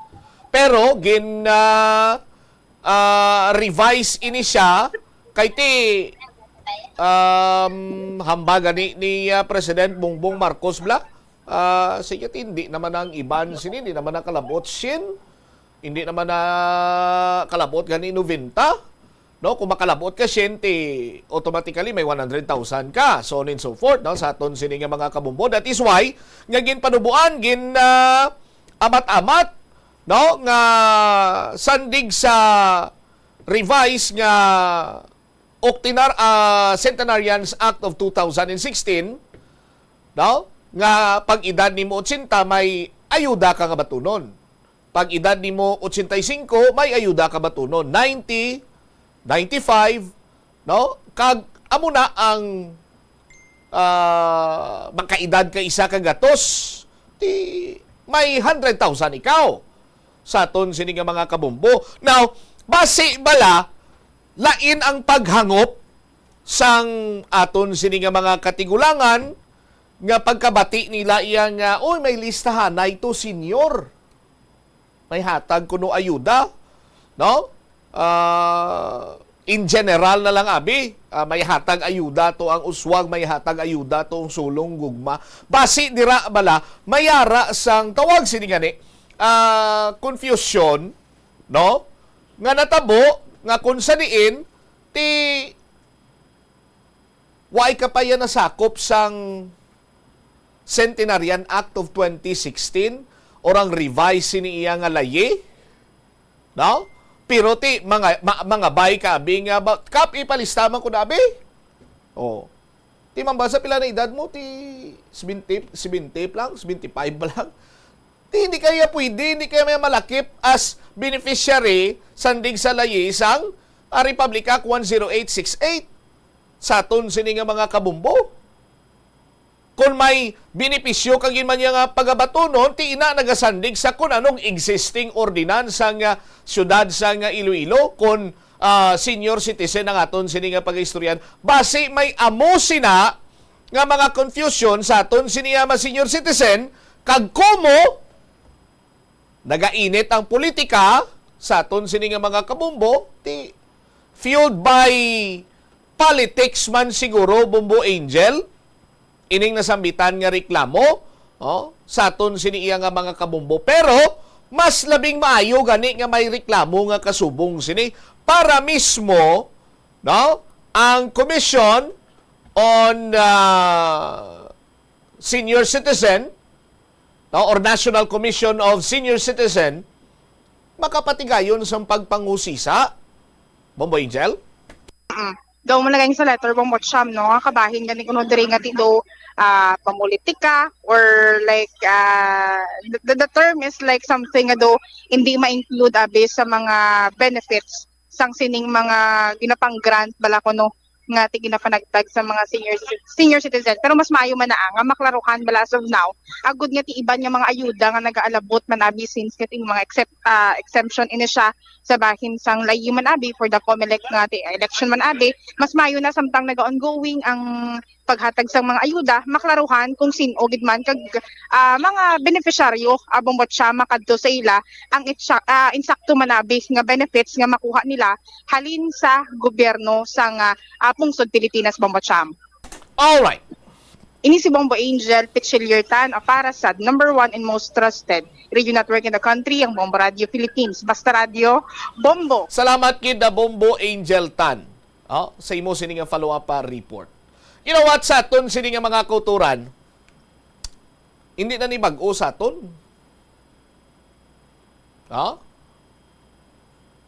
Tagsa ka may palabuton ng eleksyon, nagagwa gid ang kasubong sini nga mga isyu. Bisan sa pinaka-smallest unit sa panggobyerno, gagwa gyapon ning isyu. Example ko lang sa barangay. Sa barangay. Kung mag-eleksyon sa barangay, kag may kasumpong ang isa ka partikular nga kandidato, tumuron ta kapitan abi, ti siyempre iorganisahon niya man ang iya siniiyang mga supporters. So ang supporters na ang pinakabata, youth, naga-edad 18 pasaka, tapos ara dira ang mga sa middle class abi, no, namin naton middle age rather, no.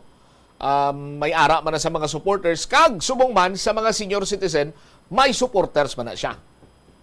Sa piyak may amo man na. Sa aton sini nga mga kabumbo.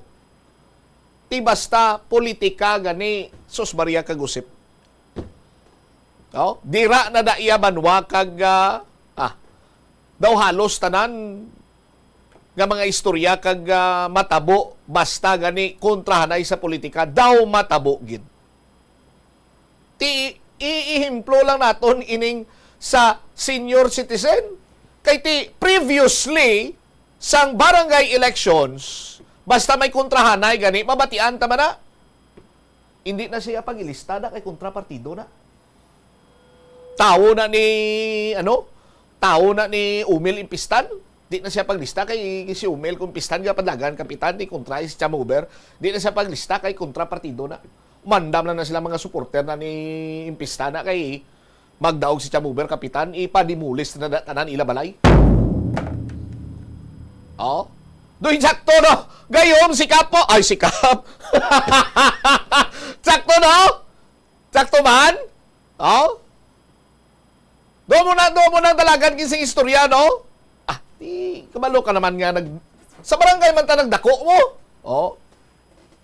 Ano pagin ang mga plastada? Eleksyon sa barangay. Sa aton sini mga kabumbo. May baha. Baskong ulan, baha. Ti damo to panimalay sinulod sang tubig.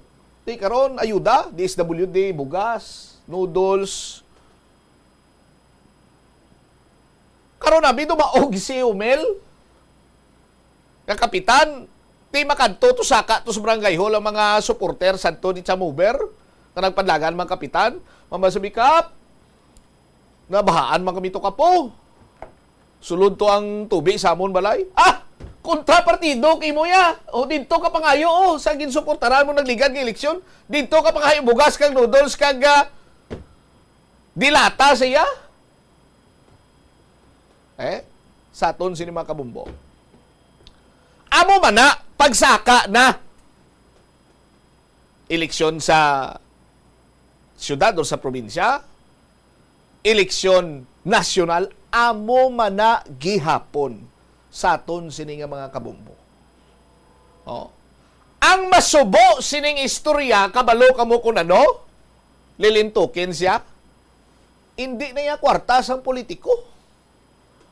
Hindi na kwarta ni presidente, ni vice president, ni senador, ni congressman, ni gobernador, ni mayor, ni vice mayor, kag sa mga konsihal. Hindi na ila kwarta.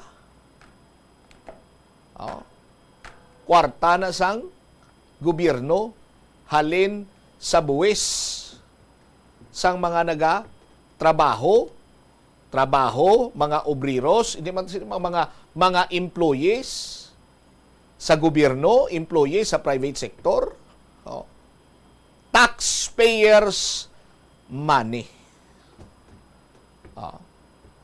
Masubo lang kay ining taxpayers money sa aton sini mga kabumbo, hindi ta na pagpisa-pisahon pero sa pangkabilugan may naparte ni Sir Gidman dira iya para nga ihatag nga ayuda or bulig. May naparte ni Sherman inadira nga magkadto sa mga proyekto. Sa nagkalain-lain sini iya nga kinahanglanon sang isa ka individual. Sa aton sini nga mga kabumbo. Lakip na sinadri mga proyekto sa infrastructure, so on and so forth. Tiyang masubo lang sini iya galing banwa kay ining mga politiko amo niyang naga-front. Nga do kasubong ginagamit sini nila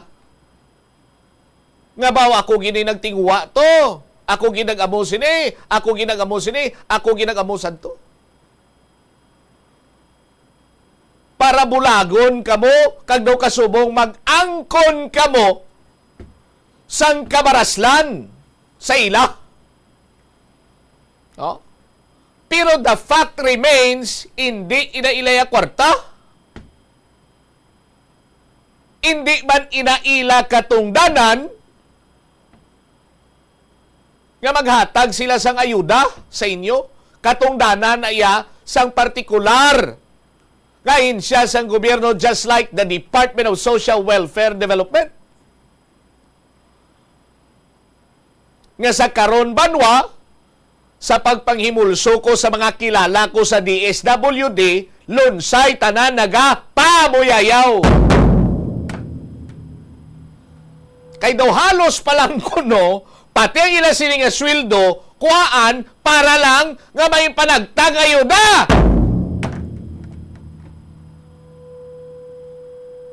Tapos, awayan, tapos, hambalon, pamulitika, tapos, hambalon, kay hindi supporter, hindi pag-ilista, ginago. Bala nyo kung ano pag ginago? Ang pamulitika. Sa aton sini nga mga kulturan.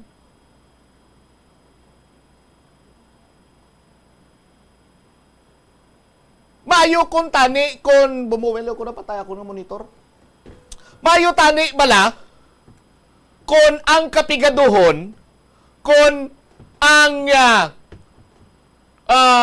mga disaster nga ni,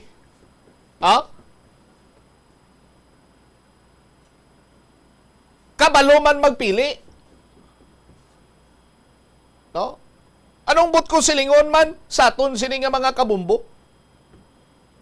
Kay ti anong ginahatagan sa ayuda o pigado?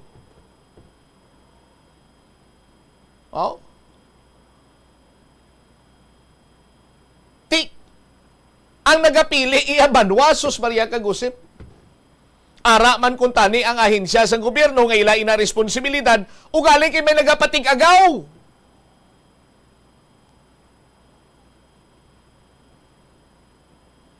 Oh?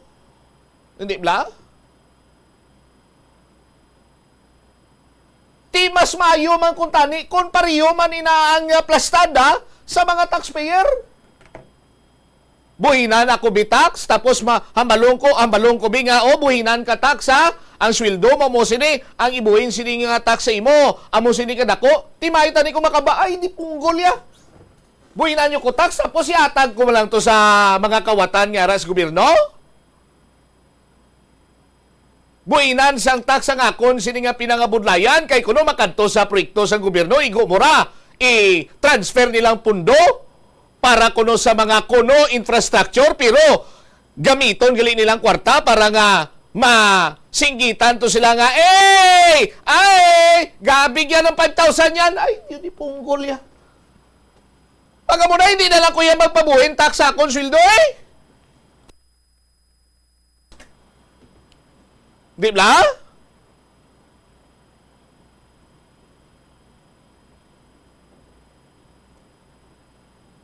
Tipuno ng tao, tapos sa may pinakamalakas na cheer dyan, bigyan ng 5,000, ay, pinanghaboy talaga mo kabato karon. Hindi mo nyo yan pa-premyo? Ang pinangabudlayan sang taxpayer? Tapos yun di kang garoya? Lamuran sang pamulitika, manugid to dayon, tapos ang balon na nga, anon mo kay hindi ya kami supporter? This goes both sides, ha? Sa aton sinima kabumbuhay, kita sa may gina-single out ni, ang ako niya, plastar ko lang insakto ka matutuod na klinabo. Minsaran nyo bala? Oh?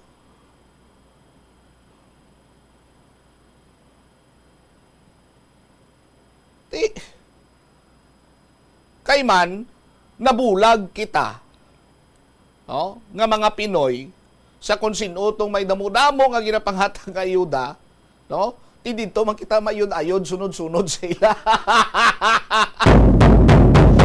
My goodness, Pero tanom nyo gid sa inyo sini nga paminsaron, sa aton sini nga mga kabumbo, hindi na ilaya kwarta. Taxpayers money na nga kung tani nagakanto sa mga infrastructure project, pakayo sa dalan, paghatag kung tani isang mga nagakaigo siniiyang pondo for medical purposes. Inang kung pigado ka, magbalatian ka, kadto ka sa ospital, ipasa-pasa ka.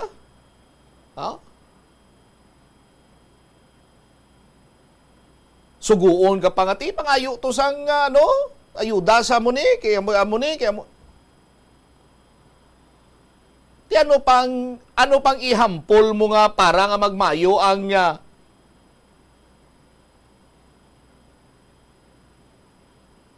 medical nga aspeto sa panggobyerno sa pungsod Pilipinas, kay may mga may mga diversionary tactics sila gali sa mga pundo taya. Para lamang banwa nga ti to make it appear nga bastante sila sa pundo.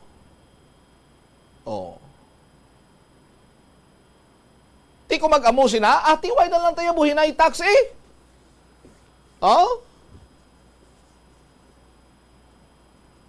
Kung masarangan, malandaya sa mga nagapungko gali sa gobyerno nga kada bulan, kada simana, pangatag sila iduda, basta sa ilalang nga kwarta mahalin. Galing iti amo na sa aton sinima kuturan, amo na ang problema sinadra.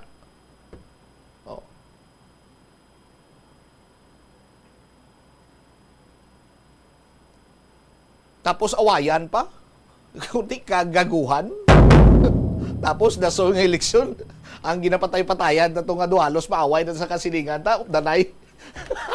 Ay, Ini na mong painto. 42 minutos na kaligad sa takna siningalaw na. Pagbalik naton banwa dugang mga balita kaga impormasyon.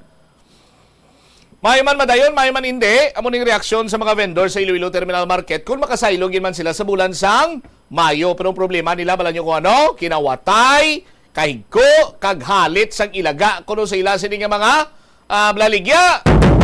Balikan tayo ni matapos sa bilang importante nga mga pahanumdum. The Farmers Bazaar, your traditional public market with the touch of Plazuela Dos, ang isa ka lugar nga gintukod sa tion kag sa kasagsagan sa COVID-19 pandemic nga may tinutuyo nga maghatag sa imo sang safe marketing experience. Subong nga ang COVID-19 hindi na gid man dako nga pamahog kag nagapakadto na kita sa next normal. Rest assured nga ang Farmers Bazaar will further evolve agud nga magpadayon sa paghatag sa inyo sing satisfying marketing experience. The Farmers Bazaar sa lower level tara na pahamtang ang fish, poultry kag meat section para naman sa inyo mga kinahanglanon nga prutas, utan kag iban pa, magbisita sa upper level pinaagi sa paggamit sa hagdanan o kon sa pagkadto direkta sa parking lot. The Farmers Bazaar, your traditional public market with the touch of Plazuela Dos. Plazuela de Iloilo, Billboard of Activities for February 23 to March 1, 2025. Excitement and enthusiasm are once again overwhelming. Totong Villaruz and his band bangod silang natalana nga maghatag sa inyo sa isa ka great musical show sa Marso 1, Sabado, sa Concert at the Plaza, blasting off alas 6 ang gabi. Sa tion sa musical show, napulo ka mga matahom nga Plazuela de Iloilo Special Edition Mags kag madamo pa nga iban ang iga-paraffle sa mga suki sang Plazuela de Iloilo. Sa March 2, Domingo, ginaagda ang tanan nga mangin kabahin sang Eucharistic celebration nga pagahiwaton sa Latolda sa among adlaw alas 11 sang aga. Sa tion sang Holy Mass, ipangamuyo naton sa Ginoo that we will always remember nga siya kag sagid lang ang nag-aisahanon nga true source ang kabakod nga aton ginakinahanglan to deal with life's challenges. Plazuela de Iloilo, we remain to be one with you in a common hope for a better community and a progressive country in 2025. Ang simple nga paghusay sang buhok ang may pila ka maayo nga benepisyo sa lawas. Sunod kay Arthi Ragurama, founder sang Dega Organics nga nagaproduce ng handmade bath kag body products sa New Delhi, India. Ang mga tawo nga may dry hair, ang masami hindi mahilig nga maghusay sang buhok bangod sa kahangawa sang hair fall. Apang, ang masami nga paghusay sang buhok ang makabulig sa blood circulation sa aton nga scalp. Naga-nourish man ini sang hair roots, naga-promote sang growth, kay nagabulig man agod nga malikawan ang hair loss. Kung ikaw isa ka chess lover, yaring pila ka brain benefit sa paghampang sini. Kag kung wala ka nagahampang sini, umpisahin na. Sunod sa pagtuon ng paghampang sang chess, makabulig likaw sa Alzheimer's disease. Bangod ang utok nagatrabaho kaangay sang muscle, nagakinahanglan ini sang exercise agud mangin healthy kag malikawan ang injury. Magluwas diri ang paghampang sang chess ang nagapa-improve man sang concentration, memory, creativity, kag problem solving skills kag napamatud-an man nga nagapaalam. Sa eskwelahan, ang pag-practice ang good manners and right conduct ang makabulig sa paghimo sang positive, respectful environment para sa pagtuon. Nagapakita ini sang pagtahod hindi lang sa mga manunudlo kundi mangin sa imo mga classmate kag sa school community. Mag-abot sa eskwelahan on time.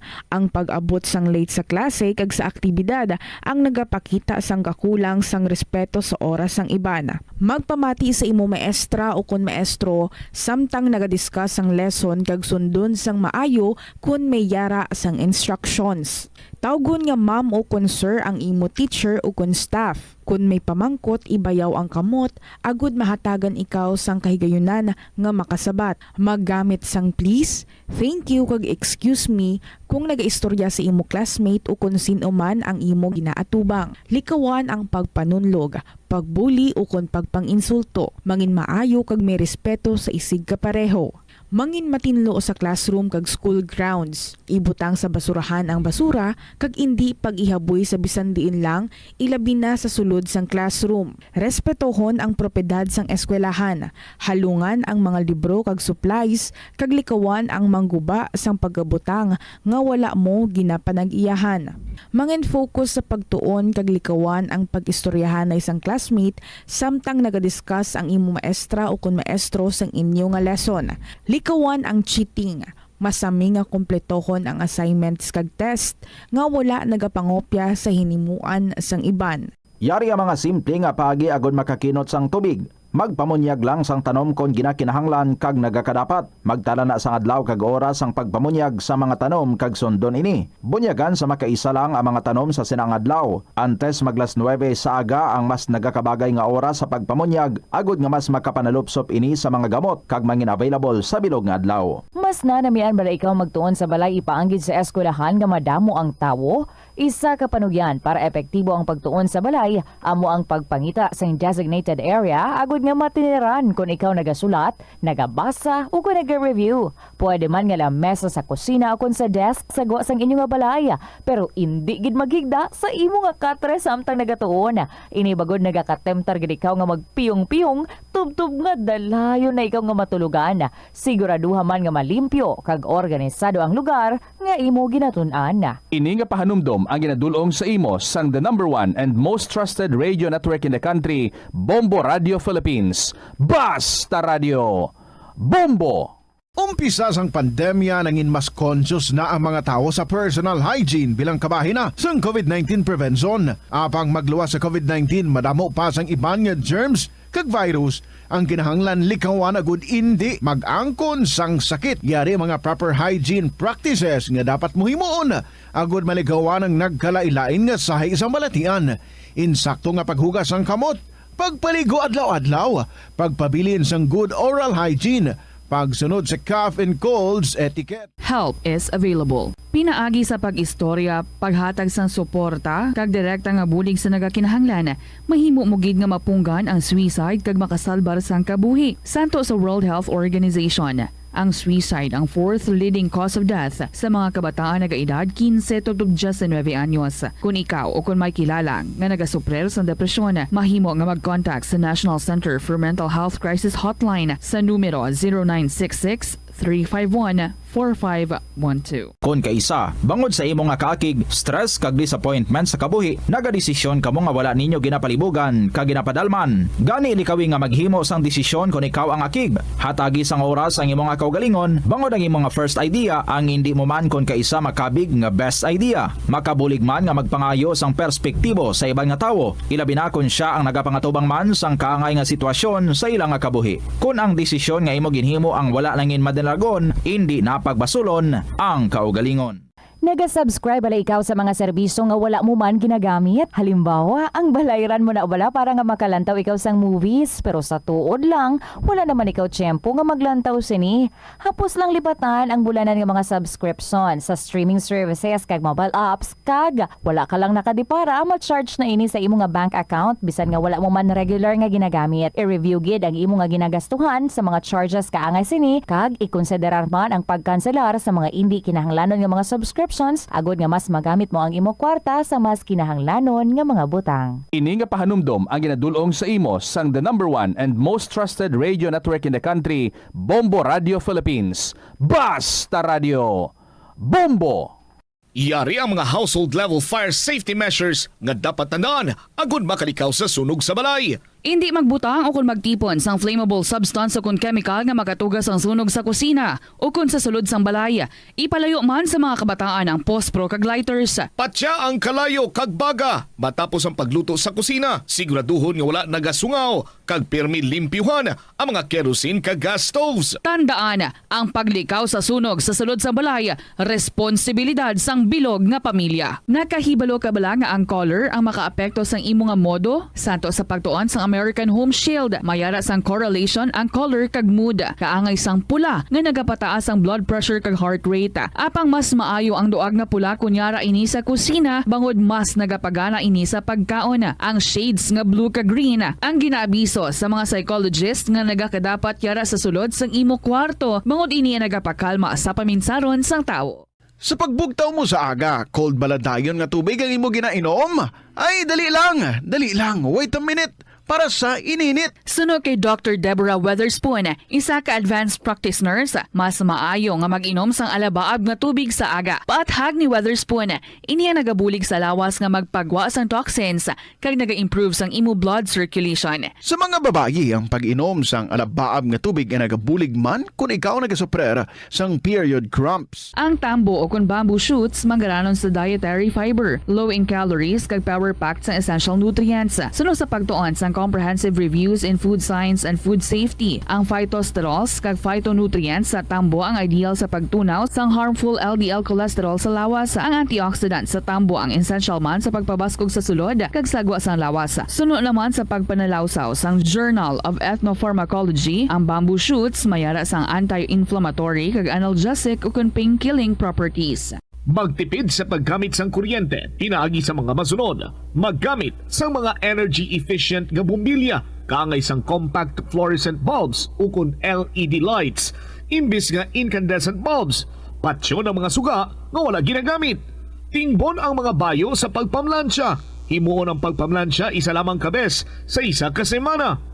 Buksan ang inyo bintana agud makasunod ang preska nga hangin kag silak sang adlaw sa sulod sang balay agud malimitahan ang paggamit sang electric fan kag suga. Mga kabombo nga motorista, yari ang mga pamaagi agud makatipid ka sa gatong. Ipasiguro nga yara permi sa maayong nga kondisyon ang imo salakyan. Check yara ang imo nga goma kag siguraduha nga yara sa husto nga tire pressure. Likawan nga naka-idle ang makina sang imo salakyan bangod nagakonsumo ini sang gatong. Buksi ang bintana sang imo salakyan kag magamit lamang sang aircon kung kinahanglan. Kag pagkamaayuha nga mag-commute na lang o kung maglakat-lakat kung malapit man lang ang imo kadtuan. Likawan ang aggressive driving kag padalaga na ang imo salakyan sa husto lamang nga katasigon. Hindi lamang sa jeans o kung tugas ang katigulangon ang rason sang hair loss o kung pagkaunot sang buhok. Natukiban sang health expert sa South Korea nga ang hair loss ang tuga sang environmental factors. Sa bugos nga kalibutan, nagalabot sa 4.2 million ang nagakapatay bangod sa outdoor air pollution suno sa World Health Organization.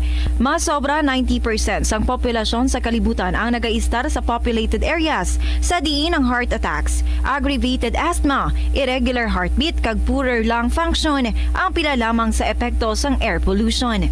Hindi pagpakanabuа ang piso-piso mo nga natipon. Bisan madugay magdamo, iniamo ang mahimo nga emergency fund sa tion nga tuman mo na kakinahanglanon ng kwarta. Abi mo, amo man ini ang makabulig sa imo nga hindi na pag-ibutang ang imo kaugalingon sa risgo, kaangay sang pagpangutang nga may dako nga interest o kun pagpamroblema bangod hindi on time ang bayad sa imo nga bills. Ang imo man nga savings ang makapaligon sa imo nga saving security sa tion nga abi halimbawa madulahan ikaw sang obra. Ini nga pahanumdom ang ginadulong sa imo sang the #1 and most trusted radio network in the country, Bombo Radio Philippines. Basta Radio Bombo! Ano bala ang dapat tandaan sa tion nga magbiyahe agod mangin hassle-free ang bakasyon? Yari ang pila ka mga tips. Una, i-check ang health kag travel alert sa napili nga mga lugar. Ikaduwa, magpili isang safe nga accommodation. Mag-research ka magbasa sa mga reviews sa napili nga lugar antes mag-book. Ikatatlo, siguraduhon nga may nagagana nga mobile phone. Ang tanan nga mga upod agod mangin mahapos ang komunikasyon sa tion nga madula o kung kinahanglan nga magbulagay sa dalan. Be prepared in case of emergencies. Siguraduhon nga may backup nga emergency plan nga may medical reimbursement sa tion nga may maospital bangod sa aksidente. Ini nga pahanumdom ang ginadulong sa imo sang the #1 and most trusted radio network in the country, Bombo Radio Philippines. Basta Radio Bombo! Kung nagakaon, ginapraktis mo man ayhan ang good manners and right conduct. Iniamo ang paghimo sang good etiquette kag mangin matinahuron sa mga tawo nga kaupod sa pagkaon. Pila sa mga kinahanglan himuon kada tion sa pagkaon amo ang masunod. Maghugas ang kamot. Masamihugasan ang kamot antes magkaon agod mapabilin nga matinlo. Magpungko sang maayo. Sit up straight. Bangod ini ang senyales sang respeto kag good posture. Hulaton ang iban antes magkaon. Maghulat sa iban nga kaupod sa lamesa antes magumpisa sa pagkaon. Ini ang nagapakita nga mayara ikaw sang konsiderasyon sa iban nga tawo. Insakto nga paggamit sa mga gamit sa pagkaon. Magamit sang insakto nga mga gamit sa pagkaon, butangan sang serving spoon ang kada pagkaon kag likawan ang paggahod samtang nagakaon. Mag-usap sang pagkaon nga wala nagahuni. Ini amo ang basic rule sang good table manners. Likawan ang pagwakal o kung pag-istorya samtang may pagkaon ang bibig. Hindi magsugpon sa istorya nga wala pa natapos. Hulaton nga matapos ang hambalanon sang imo upod sa lamesa antes magsabat. Maghambal sang excuse me kung luyag mo maghalin sa lamesa, mangin polite sa pag-excuse sang imo kaugalingon. Magpalihog kung may ginahingyo sa upod sa lamesa, masamigit nga magpalihog kag magpasalamat sa tawo. Sa aroma kag soothing feeling sa pag-inom sang tea, ang rason sang kadamaan nga paborito nga imnon ang tea. Sunod kay Ansley Hill, registered dietitian sa Western Oregon sa Estados Unidos, ang mas sobra 3-4 katasa nga pag-inom sang tea sa isa ka adlaw ang makadala sang hindi maayong nga epekto sa lawas. Kinahanglan nga moderate intake lang sa tanan nga ilimnon agod ma-achieve ang healthy living. Ang kalibutan. May 8 minutos na kaligad sa takdan siningalaw na balik diri sa pagpangalagad sa Bombo na isa to standby. Flash report that with Bombo Lindsay Bade may nahulog sa may nahulog sa pilaas nga salakyan dito sa may probinsya kang Antique. Bombo Lindsay sa report, please go ahead.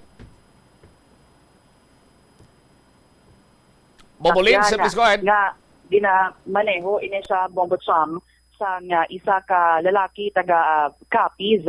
Manugpauli na ni siya kuntani halini siya sa may Mahampik Antique papauli no sa may probinsya sa Capiz sang ininahulog sa pilas maayo lang gani Bombo Cham nga indicate nang dalom ang iya diri no nga ginatupan sang iya nga salakyan ang ining driver sang kotse amo ni si Rolando Azarcon possible nga ti halin pa ini sa may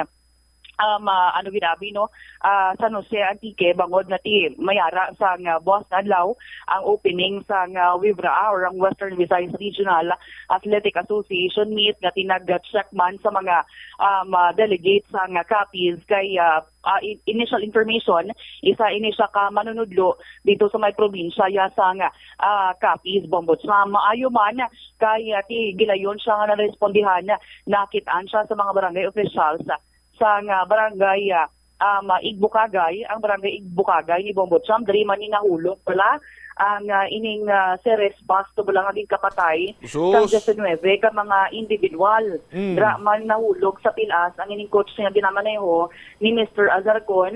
Pero ti subong ya si Mr. Azarcon wala saya sang pilas Bombo Cham no nga naangkon nagareklamo lang sa pagpalanakit sa iya nga lawas kag sakit sa dughan Bombo Cham. Gin-check ta sa bangin sa Hampik Municipal Police Station kag ila gin-confirm ang gani ang ining natabo pero ti ara pa sa area ang investigador para nga ti maghatag sa dugang nga panaysayon kag padayon subong ang ilang investigation sa sining natabo sa area sa barangay Igbukagay, Hampik Antique, Bombo Cham.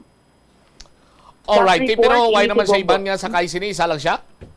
Isa lang gid siya, Bombo Cham siya lang gid isa. Mayo na gani kay siling sa mga pumuloyo nga ti mahinay man gawa ang iya bala nga padalagan kay kun madasig ang iya pagpadalagan for sure tinagdiretso na gito sa dalom gid Bombo Cham. Tabi ko na may railings na nada, may guardrail na ambulance, why ya pon?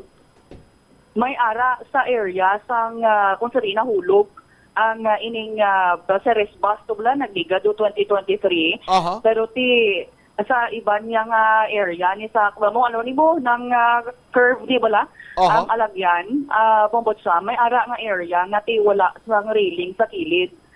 Pahilayo lang pero ti dapat ko ginihambala ba sige nahulat pa sang DPWH nga may madaga naman nga kabuhi na lang damo kag amo naman iya ang pagtakon nila sang railings kabay pa nga hindi lang pira sulay pira gaba man protehi dapat ipabalota gini sila nga binutangan nyo ganito punta sang guardrails. Tani din dalas-das nyo na lang dira?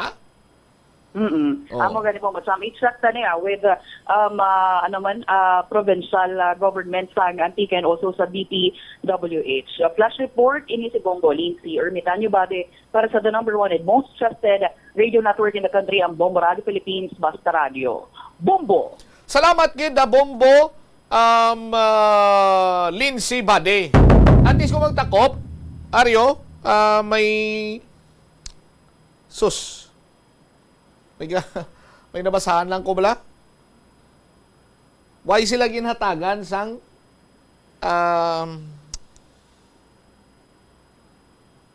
ginkakas sila kuno wala madala sa educational assistance ining tatlo kay wala gi kuno kagi leader ang ila sini nga Iloy ay hindi punggol.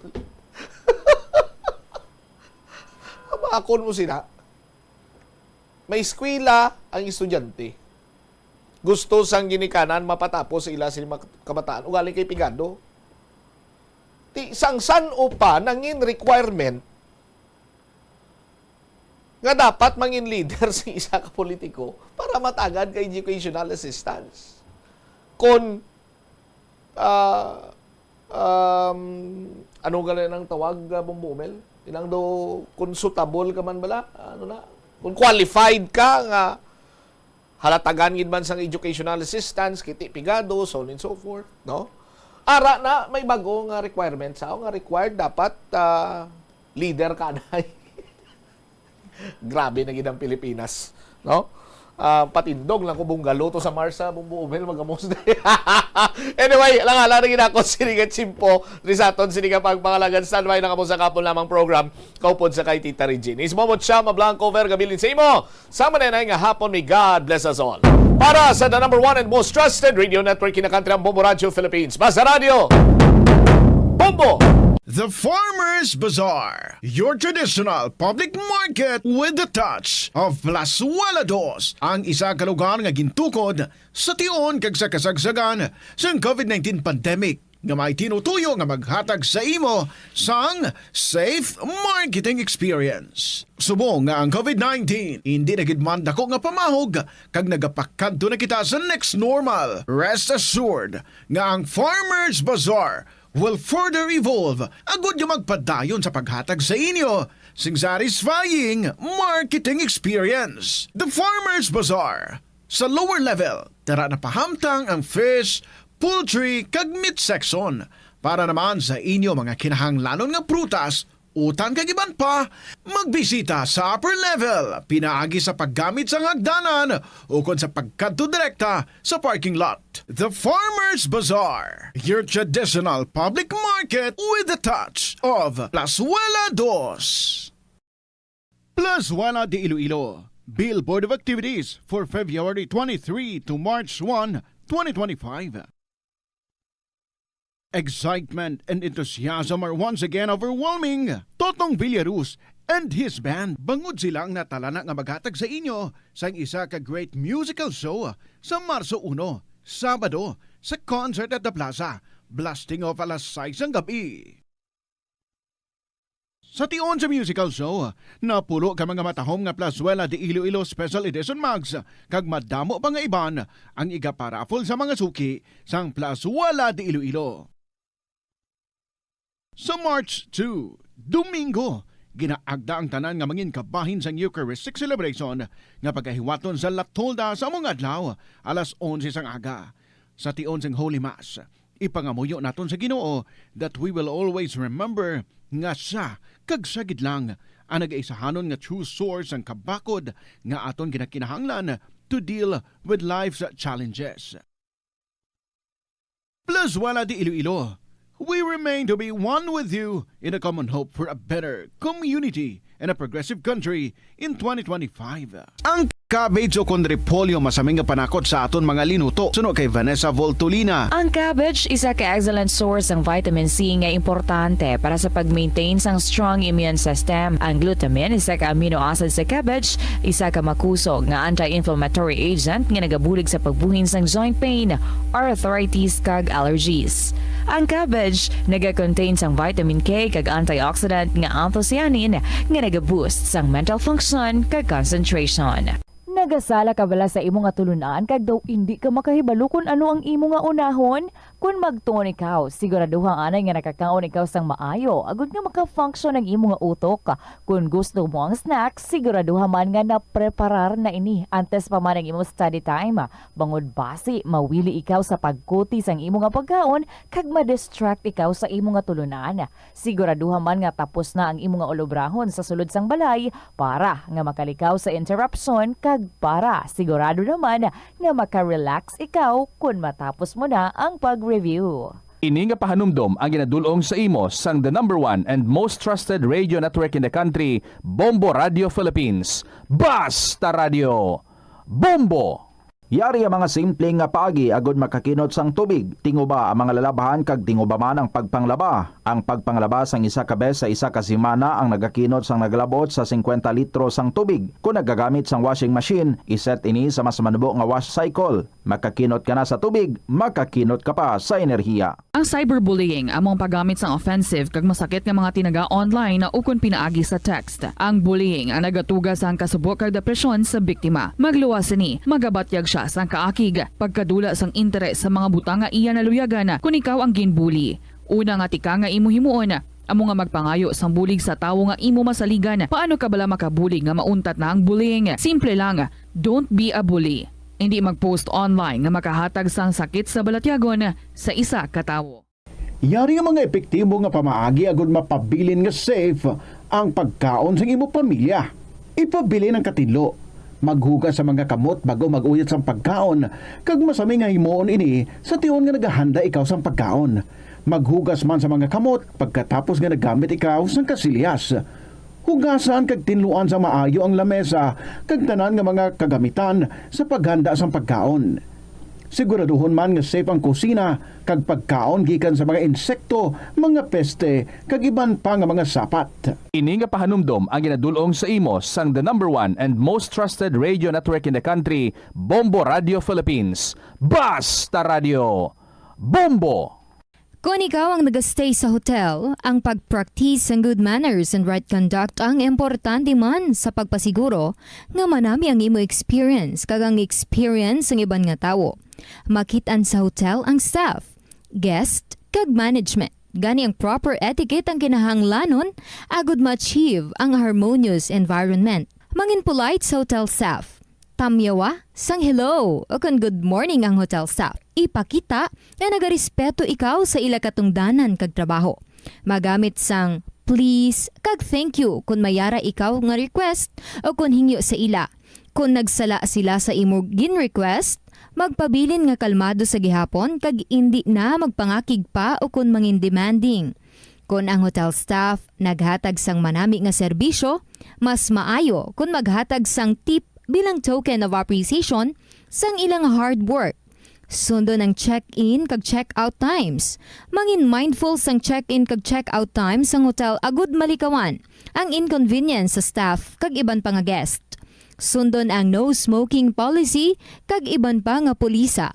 May kaangtanan sa gahod, mga hinuptanan nga sapat o kon restricted areas. Mangin mahinalungon sa propiedad sang hotel. Respetuhon ang iban nga amenities kag likawan ang paguba o kon hindi maayo nga paggamit sang kwarto. Regulate ang gahod. Ilabi na sa hallways kag common areas, likawan ang magahod nga inistoryahanay. Paglagapok sang puwertahan o kon pagpatukar sang music nga makadisturbo sa iban nga guest.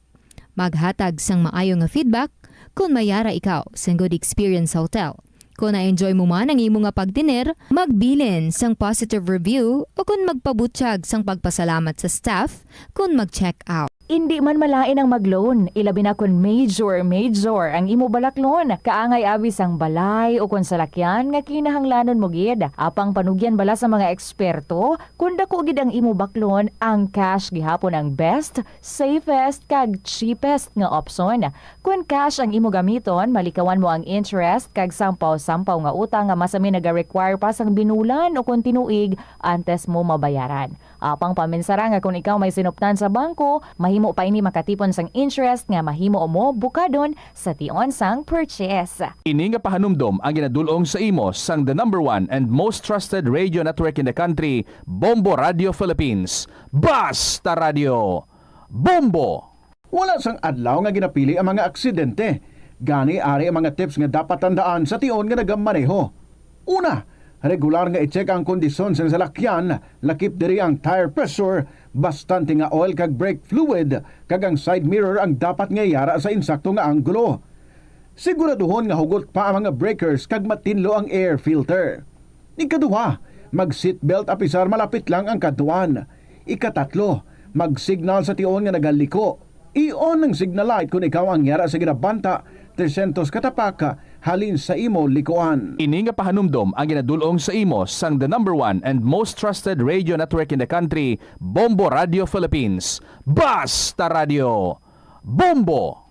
Ang kasubo kag depresyon ang hindi pareho nga balatyagon. Ang depresyon ang hindi gulpiyada lang nga nagakatabo sa isa ka tawo. Masami man nga ginakabig sa mga tawo nga depressed ini bangod sa kasubo nga nagakabatyagana. Ang kasubo, temporaryo lang nga nagakabatyagan sang tawo kag masami nagadugay sang pilalang kaadlaw. Samtang, makabig naman nga nag-experience ikaw sang depresyon kung masobre na sa 3 ka bulan nga nagabatyag ikaw sang kasubo. Importante nga mahibaluan ang mga naga-trigger sa nga mga balatyagon, agud nga mahibaluan kung paano ini nga bulngon. Nga ginadubilian ang illegal nga droga.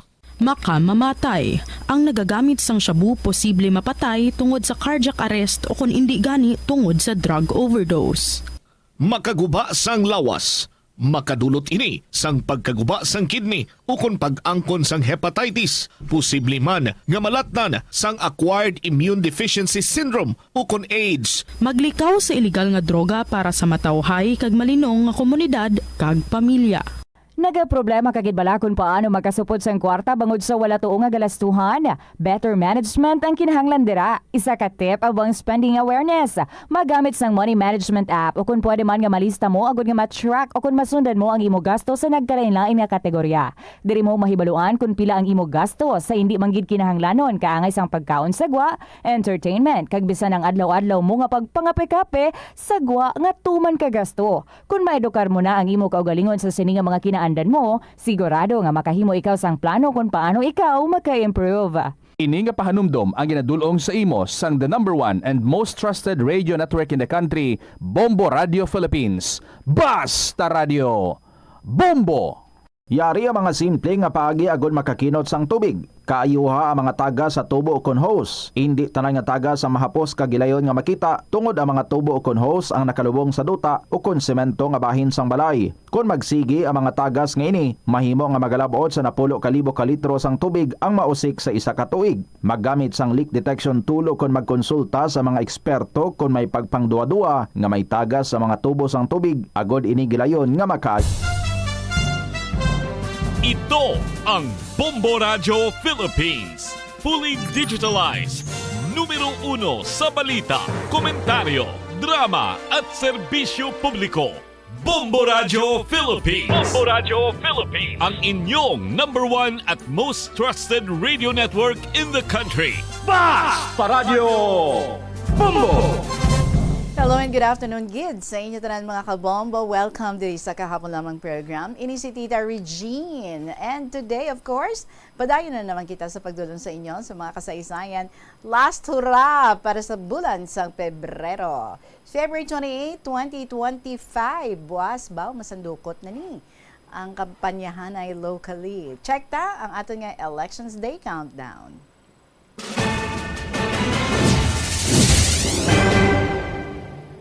"73 days to go before Election Day." Kita naman, buwas na, because start na sang campaign, buwas naman kita mag-interview sa ating winner first day of March. So, tisay sang Iloilo, I hope nga makakita agad kita diri tomorrow. You are very much aware na nga ikaw ang ating winner kag mag-interview ako sa imo. Again, please bring 2 copies of your Xerox nga ID. And then, please be here sa Istasyon Sang Bombo. There is sa May Mapa Street, Iloilo City, before 2 p.m. Well, today, mga kabombo, we're open to receive your stories. May mga ara ka mo dira ang luyag nga i-share. Pwede gid nga ma-email sa bombo_iloilo@bomboradio.info or isulat kag ipadala sa kahapon lamang program DYFM, Bombo Radio Iloilo, Sky City Tower, Mapa Street, Iloilo City. We want to hear from you. We want to know what's your story. Who knows, ikaw pa ang makasungkit sang 1,000 pesos nga cash. Kung ikaw ang mapilian bilang aton nga winner. May mga weekly winners kita and amo na silang aton nga gina-interview every Saturday. So join na kamo diri sa KLP No Sweat. Istorya nyo lang ang kinahanglan. Ari na si Kenneth Semilia as we start the program with a song, Sige na, Prinsesa. Good afternoon.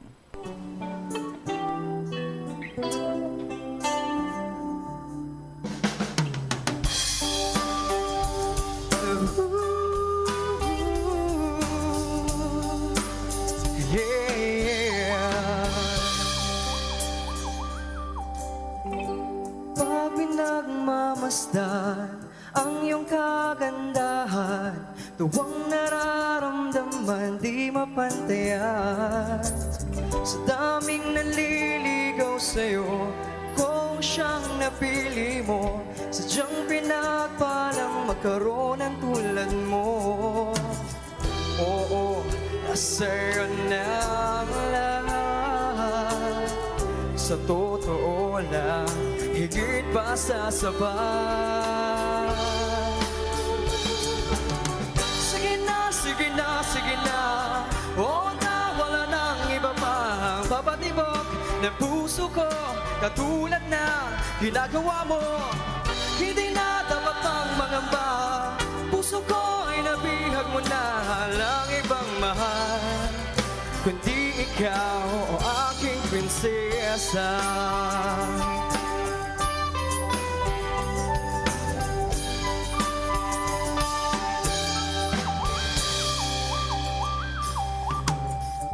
Ano bang hahanapin pa? Complete package ka na. Hindi lang puro ganda, may talino pa. Ang puso mong mamahali, hindi babasagi. Pag-ibig mong nagniningning sa aking piling. Oo, nasa'yo na ang lahat. Sa totoo lang, higit pa sa sapat.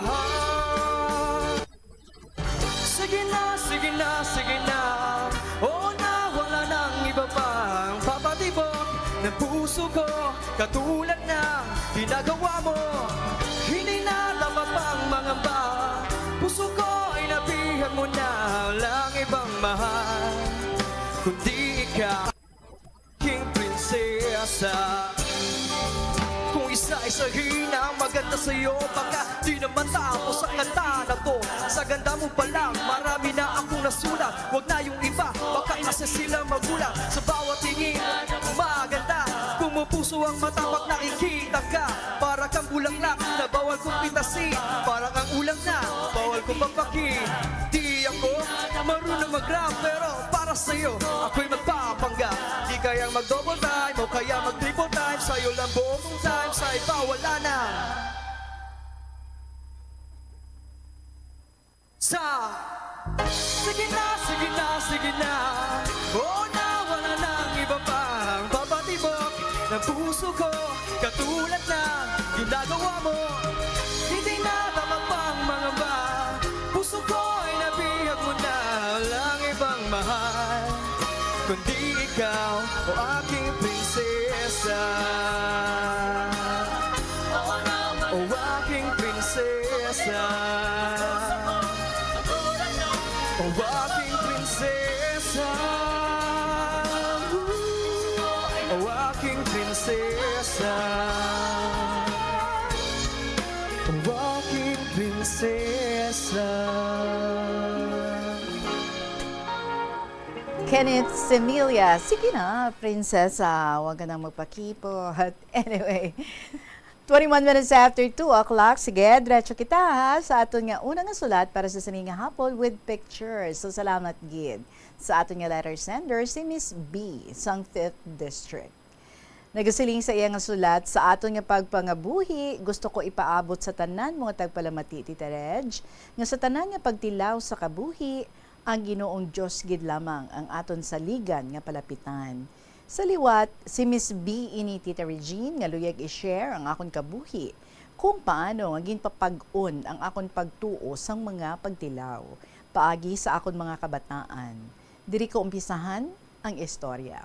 Dear Tita Regine.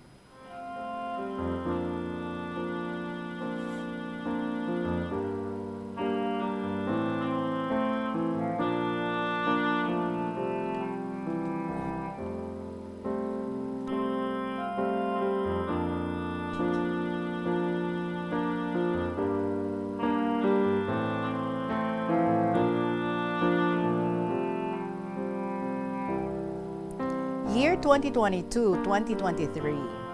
Nag-try ako apply abroad sa handom nga makaangkon sang kaugalingon nga balay, kag duta. Duha nga agencies nga akon gina-applyan, Tita Reg. Ang first nga agency, dugay nga makaangkon ako sang employer. Ang ikaduha, nanamian ako tani, kay kung mag-apply ka, tita, may nagahulat na nga employer kung nagustuhan ka, pero wala gid ko naswertihan. Nagbalik ako apply sa unang agency. Mga 1 month, tita, may employer na nga nag-interview sa akon. Ginapilit ko nga hindi magduha-duha sa akong desisyon. Kay kuno, hambal nila, mag-abroad ka, kinahanglan nga buo imo desisyon, bakod imo buot, wala sang pagduha-duha, para wala may matabo sa imo sa abroad. Ginpilit ko gid nga hindi magduha-duha. Pero tita, ginaisip ko gid akon bata, kag kung ano ang dangtan ko sa abroad. Nadaog gid ako tita sang kakugmat, During sa interview sang akon employer, ginasabat ko man tita through video call.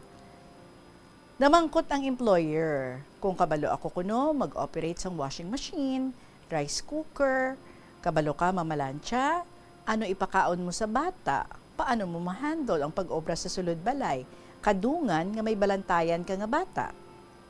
Ginsabat ko man, tanan nga mga pamangkot sang employer, Tita Reg. Nakaisip ako nga, hala, dumalapit nga nagalapit na nga madayon ako pa abroad how? Galain akong tingog, nga daw mahibi, kag naghambal sa magulang ko nga si Manang May.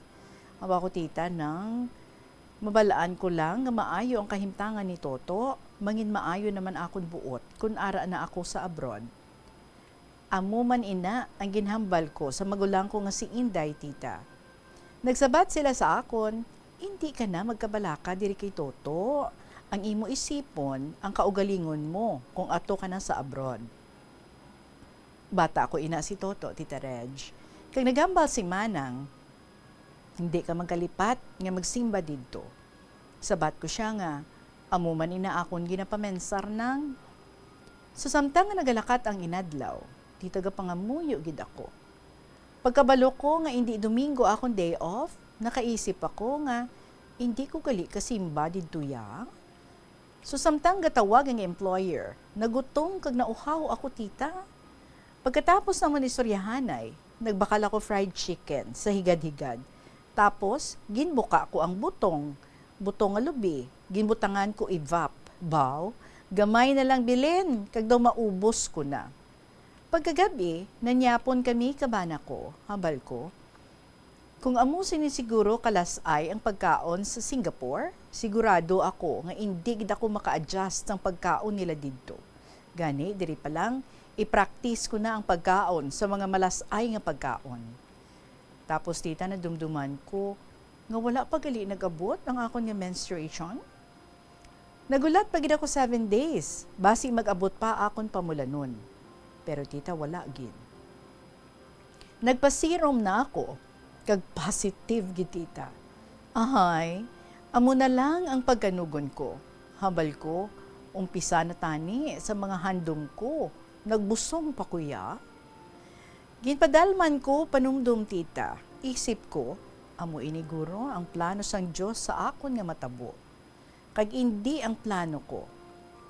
Sige pa, tawag ka agency ko tita. Sabat ko, hindi na ako available for call ma'am because I'm pregnant.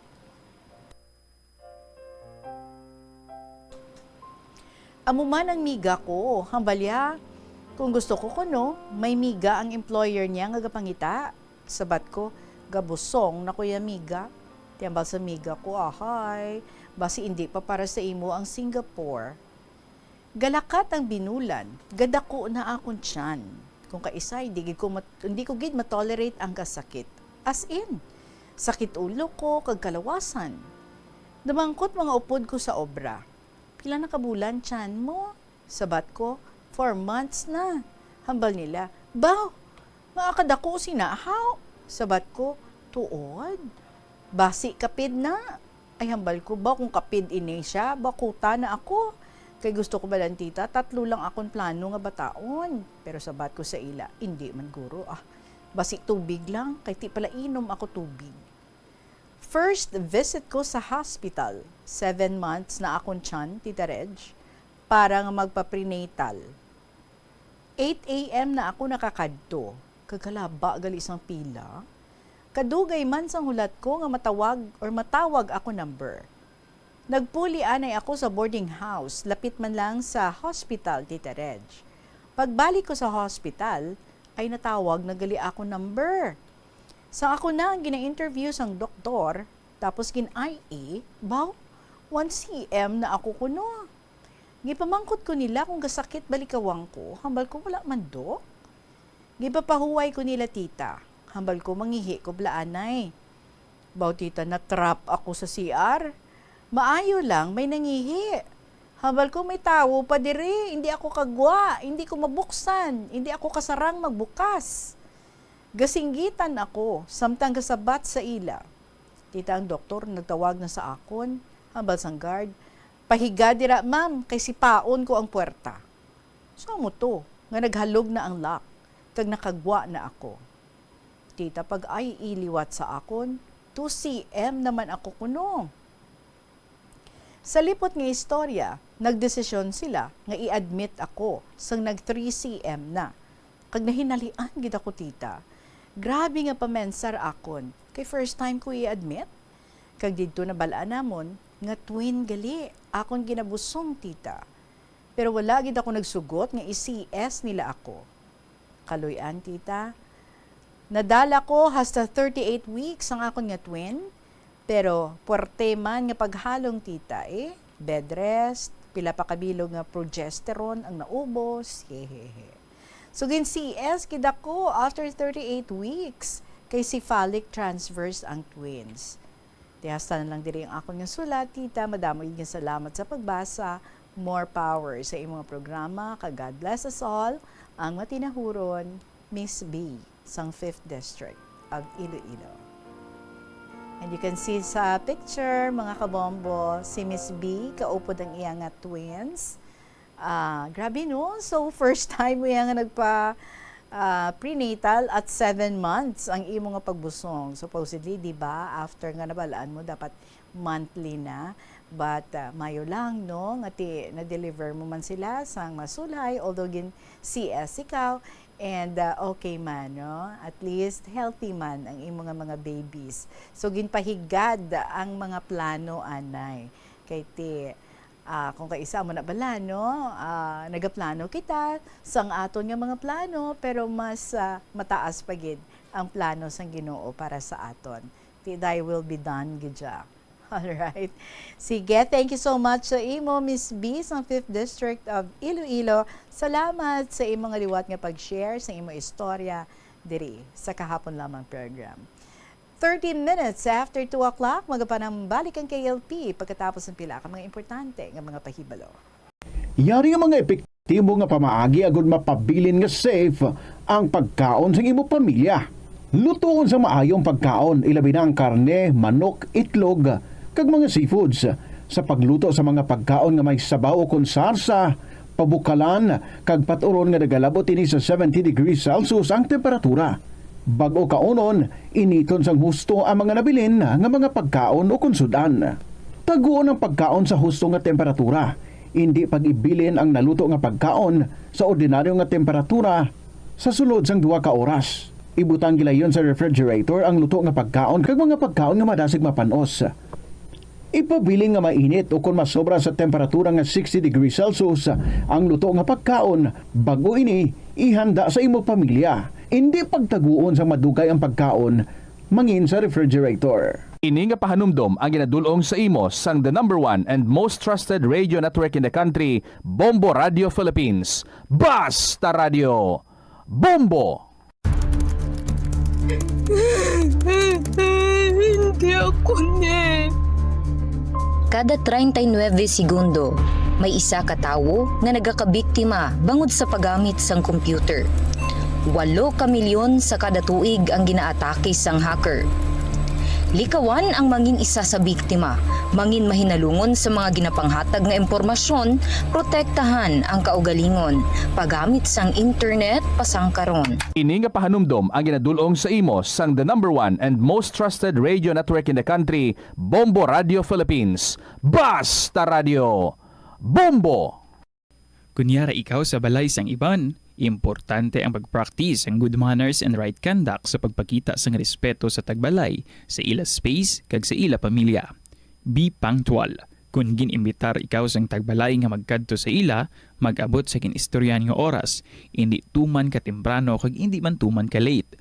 Paibaloon gilayon ang tagbalay kung makaabot ka nga late o kung hindi ka makakadto sa ila. Magdala sang regalo sa tagbalay kaangay sang bulak o kung pagkaon. Apisar hindi man ini mandatory, apang makabig ini nga maayo nga pamaagi sa pagpakita sang appreciation sa iya nangin imbitasyon. Kung ikaw ang gin-invite para magkaon, magtanyag sang bulig sa pagpreparar sa kusina o kung himuson ang kinanana pagkatapos. Mahimo ma-appreciate sang tagbalay ang imo willingness nga magbulig. Sundon ang house rules. Kung ang tagbalay ang mayara sang guidelines o kung preferences kaangay sa pag-ubas sang sapatos sa portahan, respetohon ang nasambit nga pagsulundan.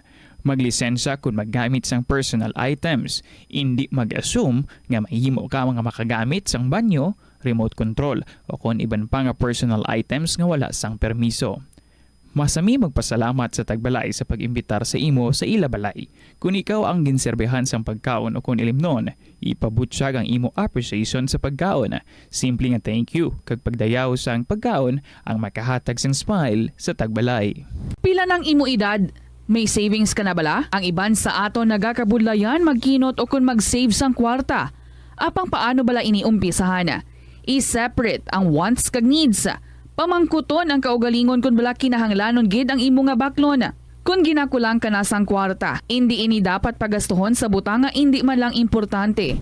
Kung hindi ka gid makakinot, mas maayo nga buhinan mo ang imo expenses. Mag-set sang goal. Umpisahi ang pagpanumdum kung para sa diin o kung para sa ano ikaw nagakinot. Ang Iloilo River Esplanade ang lugar nga para sa inyo. Ini ang favorite spot sang mga Ilonggos sa pag-ehersisyo kag paglantaw sang sunset. Madamo man sa mga local cafes kag restaurants nga malapit sa Iloilo River Esplanade nga makasatisfy gid sang imo nga kagutom. Ang Iloilo River Esplanade ang nakadaog na sa madamo nga mga awards, lakip na diri ang 2017 Gantimpala Excellence Award. Nabaton man sini ang haligi ng Dangal Award para sa Landscape Architecture category sang 2018 National Commission for Culture and the Arts o kon NCCA haligi ng Dangal Award. Hindi malikawan nga ginapangita gid sang isa ka tawo ang foot massage. Magluwas nga manami ini sa pamatyagan. Mayara man ini sa maayo nga benepisyo sa lawas. Sunod kay Dr. Tyler Wheeler, Primary Care Sports Medicine Physician, ang malipot nga foot massage ang makapahagan-hagan sang stress. Ang moderate pressure massage ang safe para sa mga kalabanan nga tawo ilabi na ang may mga kondisyon kaangay sang arthritis kag long-term pain. Mahimo man nga mag-seek sang professional massage therapist para sa imo nga relaxing foot massage. Yari ang mga tips nga dapat mo tandaan para maging safe kag healthy ang pagkaon sa imong pamilya. Maglikaw sa tuman ka matambok, maasin kag matamis nga mga pagkaon. Basahon sang maayo ang label sa mga balaklon kag i-check gid ang ilang nga expiration date. I-check sang maayo ang ginabakal nga karne kag isda agud makalikaw sa diarrhea kag food poisoning. Likawan naman nga magbakal sa mga unlabeled kag ginrepack nga mga pagkaon. Kung ginrepack gid man ini nga mga pagkaon, kinahanglan nga mayara sa gihapon ini sang husto nga label information. Ini nga pahanumdom ang ginadulong sa imo sang the number 1 and most trusted radio network in the country, Bombo Radio Philippines. Basta Radio! Bombo! Kagasto gid bila sa imo adlaw-adlaw kag feel mo gid pirmi ang petsa de peligro bangod nga wala na gid unod ang bulsa. Gamita ang imo bulanan nga spending habits, amo man ang imo bulanan nga take home pay agud nga makasat ikaw sang budget nga imo gid masunod. Wala man sang pulos ang istrikto katama nga budget kaangay sang indi gid pagkaon sagwa. Apisar nga naandan mo na nga naga-take out ikaw 4 ka beses kada semana. Sa malipot nga pulong, himo ka sang budget nga nagasanto man sa imo nga lifestyle kag spending habits. Dapat nga himuon mo man nga inspirasyon ang imo budget para makaangkon ikaw sang bag-o nga mga hobby, kaangay abi sang pagluto sa sulod sang balay. Ini nga pahanumdom ang ginadulong sa imo sang the #1 and most trusted radio network in the country, Bombo Radio Philippines. Basta Radio Bombo! Kung sa imo pagbugtaw, magpalanakit man lang ang imo lawas, base hindi ka naman namian magtulog. May panugyan ang pain medicine specialist nga si George Gergis. Simple lang. Una, maglikaw sa pagkaon nga nagapromote sang inflammation. Pilion mo ang madamo nga utan, prutas, whole grains kag seafood, bangod ginapataas sini ang antioxidants nga nagabulig sa pag-reduce sang inflammation. Mag-exercise apang hindi man pagpatamaan. Ang movement nagalubricate sang joints gani nga makalikaw sa pain kag stiffness. Paano bala mahibaluan ang isa ka impormasyon nga nagapatalang? Ukon sala. Una, i-check gid ang source kung sa diin inihalin. Kung ang impormasyon halin sa reputable news outlet, makit-an ini sa ilang website. Ikaduha, i-check ang petsa sang gin-publish ang impormasyon ukon ng article. Ikatatlo, i-check ang detalye sang impormasyon. Basta hagid ang bugos nga istorya bangod posible nga ang detalye ang malayo katama sa nakabutang sa headlines. Mag-fact check. Atensyon sa mga mahilig magamit sang aircon. Nagpaandam ang medical expert batok sa mga balatian nga mahimo makuha gikan sa sobra-sobra nga paggamit sini. Suno ka Dr. Maria Encarnita Limpin, isa ka experienced healthcare specialist, mas maayo nga checkyaron nga malimpyo ang hangin nga nagikan sa aircon bangod kun mahigko, mahimo ini nga magtugas sang impeksyon kay mga balatian kaangay sang pulmonya. Gani hagan-hagan na lang ina bangod bisan makabulig ini sa imo sa magginot nga tiyempo, may risgo man ini sa imo nga ikaayong lawas. Kung sa dalan importante ang speed bumps, amo man ina sa imo galastuhan. Butang ka sang slow down nga barriers para mahagan-hagan ang imo galastuhan. Lakip sa sinya mo ang pagkakasin ng payment information alin sa shopping apps o mobile devices, paghimo sang barriers sa tunga sang shopping cart kag check out. Hindi ka man mag-subscribe sa promotional email sa context kung nabudlayan ikaw mangindi sa sale. Kung kakasun mo ang convenience sa spending, mas makasave ikaw sang imo pinangabudlayan nga kwarta kag sigurado nga malabot mo ang imo financial goals. Ini nga pahanumdom ang ginadulong sa imo sang the #1 and most trusted radio network in the country, Bombo Radio Philippines. Basta Radio Bombo! Sa kasakuon sa mga ginikanan subong, tumalagsahon na lang kamo nagaupod bisan magkaon. Apang bisan anuman kuntani nga kasakuon sang miyembro sang pamilya, hatagi gid sang oras nga kamo makaupdanay sa kalan-an o kon makalagaw kun wala sang trabaho. Kung nagaplano sa aktibidad agod nga maka-enjoy upod ang imong nga pamilya, tandaan nga ang focus nyo amo ang pag-spend sang inyo oras nga updanay kag wala dapat sang iban nga mga bagay nga ginapaminsar kaangay sang trabaho o kon homework. Nakasimba ka na bala sa Miagaw Church? Ini ang kilalaman sa tawag nga Church of St. Thomas of Villanova. Ang construction sa nasabit nga simbahan ang nakumpleto sa tuig 1797. Sa subong, ang Miagaw Church ang isa sa mga tourist spots sa Iloilo. Popular ang Miagaw Church sa detalyado kag artistic sculptures sini nga nagapakita sang Spanish, Muslim kag Chinese traditions. Ang Miagaw Church ang gindeklara bilang UNESCO World Heritage Site sang Desyembre 11, 1993. Yari ang mga tips nga dapat mo tandaan agud nga mangin safe and healthy ang pagkaon sa imo nga pamilya. Dapat nga tabunan mo gid pirmi ang mga pagkaon nga yara sa lamesa o kung ara sa imo kusina agud malikawan nga kadtuan ini sa mga insekto nga mahimo magresulta sa microbiological contamination. Gilayon nga ihabuoy ang mga napanos na nga mga pagkaon o kung ang ginasuspetsahan mo nga malapit na lang mapanos nga pagkaon. Ang pag-reheat o kung pag-recook sa sining mga pagkaon ang hindi makabulig. Gina-advise man ang paggamit gid sang serving spoons agud nga malikawan ang cross-contamination sa mga tawo nga nag-share sa mga pagkaon. Pagi sa paggamit sang serving spoon, Ang sino man nga miyembro sang pamilya nga nakakuha sang porsyon sang pagkaon, ang makalikaw nga makakontaminate sang pagkaon, ilabi na kung mayara sang miyembro nga nagamasakit.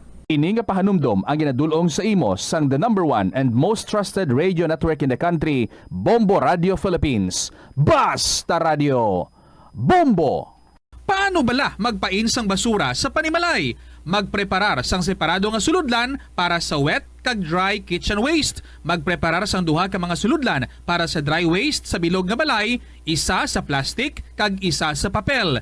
Ibutang sa isa ka suludlan ang mga bagay nga pwede pa magamit liwat ukon mabaligya kag ihaboy naman sa gwa sang puluyan pakadto sa basurahan ang mga wet wastes. Makakinot kag makakwarta ka na, makabulig ka patipig kag sa katinlo sang imo palibot. Panugyan na rin sa eksperto kung kwarta ang paghambalan. Apesar limitado ang imo abilidad nga mag-invest, ang gamay nga contribution sa investment accounts ang makabulig sa imo nga maggamit ang earned money nga maka-generate sang dugang nga income. Ikonsiderar ang pagbukas ng retirement account o kung iban nga investment account.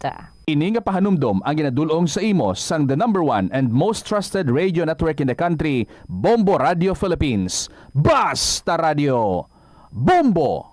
Yari ang mga simple nga pagiagod makakinot sang tubig. Hindi mag-shower o kung maligo sang malawig. Sa sulod sang panimalay, kalabanan sang tubig ang ginausar sa pagpaligo. Nagalabot sa 24% sang tubig sa panimalay ang natigana sa pagpaligo sa mga miyembro sini. Ang pagpanubo sang tiyempo sa pagpaligo sang 2 ka minutos ang makabuhin sang 30% sang ginakonsumo nga tubig. Maggamit sang shower timer o kung mag-set sang alarm sa imo cellphone kag ilimit lamang sa 4 ka minuto ang pagpaligo. Kung nagagamit sang shower kag nagahulat pa sa pag-init sang tubig, saluda sang balde ang nagailig nga mabugnaw nga tubig kay sarang paining nga magamit.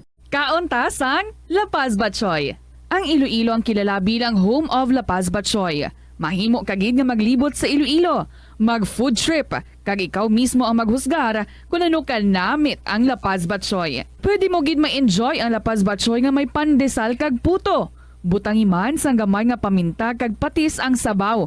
I-mix sang maayo, kag enjoy. Kung kulang pa kag wala pa nabusog, pwede gid nga magpadugang sang sabaw. Kunyara ikaw sa simbahan, importante ang pag-practice ang good manners and right conduct bangod lugar ini sa pagtuo. Sa sulod sing simbahan, makita ng mga tawo nga malinong bangod sa pagtahod sa sagrado nga lugar kag sa iban nga tawo nga nagasimba. Yari ang dapat himuon kung magpadulong o kunyara sa sulod sing simbahan. Magsuksok sang formal nga bayo kung magsimba. Likawan nga mangin kaswal o kung magsuksok. 4 in the afternoon, balik kita diri sa KLP from the letter B or from the letter of Mrs. B to NB sa iyang episode Enduring Love. Mahal kong Tita Regine.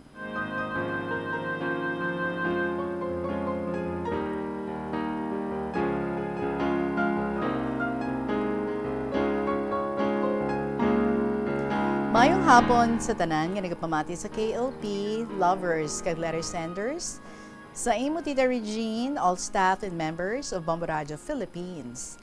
How I like to share with you this enduring love from our daily bread, Corinthians 13 verses 1 to 8. Love bears all things, believes all things, hopes all things, endures all things. Like many people, I enjoy the Google homepage artwork that appears on special days and holidays. Last Valentine's Day, the artistic logo showed an older couple, a man with a cane and a white-haired woman, walking hand in hand as the woman held 2 heart-shaped balloons. It was a beautiful reminder nga samtang ang aton nga culture glorifies youthful romance, love has many stages during our journey through life. Ang great essay ni Paul sa Corinthians 13 nag-celebrate sang kadalom and tenacity of the love that carries us beyond self-interest and mere affection. Love suffers long and is kind. Love does not envy. Love does not parade itself, is not puffed up, does not behave rudely, does not seek its own, is not provoked, thinks no evil, does not rejoice in iniquity, but rejoices in the truth, bears all things, believes all things, hopes all things, endures all things. Love never fails. Si Brian Wren nag-capture sang sining nga realidad sa iyang moving hymn, When Love is Found. When love is tired as loved ones change, hold still to hope, though all seems strange. Till ease returns and love grows wise, through listening ears and opened eyes. Kung ang aton nga commitments ang ginatest in the fires of life, no matter ano ang mga kabudlay nga aton ginapangatubang, may God grant us a greater experience of His enduring love, kag ang grasya, no, to demonstrate it each day. From David Mack Casman. God's love is a fabric that never fades, no matter how often ininimo nga ginalabhan in the water of adversity. Karon, ang childhood love ni Inday kag ni Toto na develop pagsugod nila eskwela sa grade 1. Classmates sila nga magkasilingan. Si Inday, hinablos ko sa pakaisa kay tatay, kag si Toto, hinablos ko man sa pakaisa kay nanay. Si Toto, subang, mapinalanggaon sa iya mga manghod, kag si Inday, agot nga palangga sang iya mga magulang. Kundi daw manghod lang ni Toto si Inday, kag daw magulang lang ni Inday si Toto. Kanami isang relasyon sang duha ka bata. Kung awayon si Inday sang iba nga bata, ginaapinan ni Toto. Kag kung awayon si Toto sang iba nga bata, ginaapinan ni Inday. Hasta nag-graduate sila sa elementary kag high school, way gid sanda makaagi bulag. Natabuan, sang high school sila, may lalaki nga naluyag kay Inday, ginaaway ni Toto. Sang may babae nga nagalagas-lagas kay Toto, ginaway ni Inday. So, nahadlok magparapit ang lalaki kay Inday, kag nahadlok na ang babae maglagas-lagas kay Toto.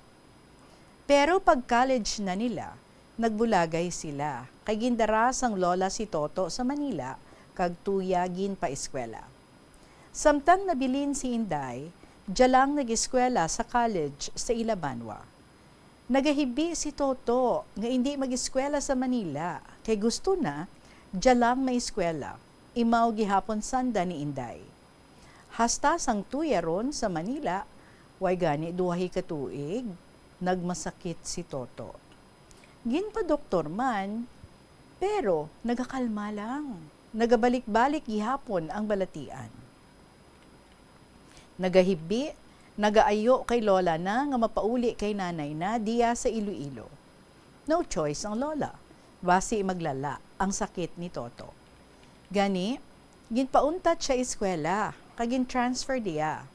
Natingala ang nanay ni Toto, nga kadasig, nakarecover siya. Nagpagsik, kag malipayon nga, upod sila ni Inday nag-eskwela. Iya dayon, ginistoryahan si Inday, sang ila pagbulagay, nga kung waay tanagin balik diya, basi amo lang ang kabangdanan, nga mamatay siya. Kay si Inday malang permi, ang sahuna-huna na. Pero, waay na diya nga bagay, gin-reveal kay lola na. Kag amo pa niya na pamatud-an, nga nahigugma siya kay Inday. Gani, gusto ni Toto nga hindi na sila magbulagay pa.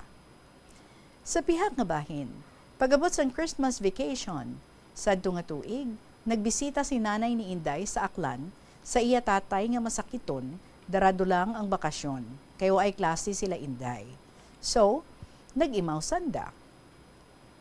Malipayo na mag-iloy nga nagbakasyon. Samtang nagpang-harvest sila sang utanon, nakita sang bugtong soltero nga anak sang asyendero si Inday. Pagkahapon, naglagaw siya sa ila Inday, kag tuya sanda nagkilalahay. Puwerte ang kaluyag sang soltero at first sight kay Inday, kag do hindi naron pagluatan. Nagasabat si Inday, nga way tana maluyag ka na, kay nag-eskwela pa siya. Pero, tama gid ka persistent. Nahadlok si Inday, kay basi puwersahon siya. Hasta si nanay ni Inday, kag ang lolo, ginaistorya na, nga residido gid tana, mga sawa kay Inday.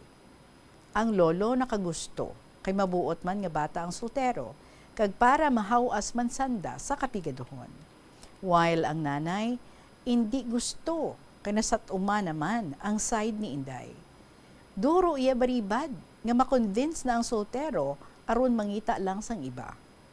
Abi mo Inday, ginbantayan sanda pagpauli, kag nag-upod ang soltero, sa rason nga residido tana mga sawa kay Inday. Iya ginservisan ang mag-iloy pagpauli.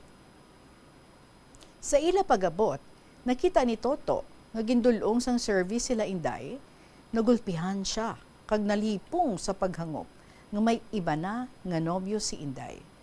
Gintinabangan si Toto kag nagkadto man si Inday para magbulig.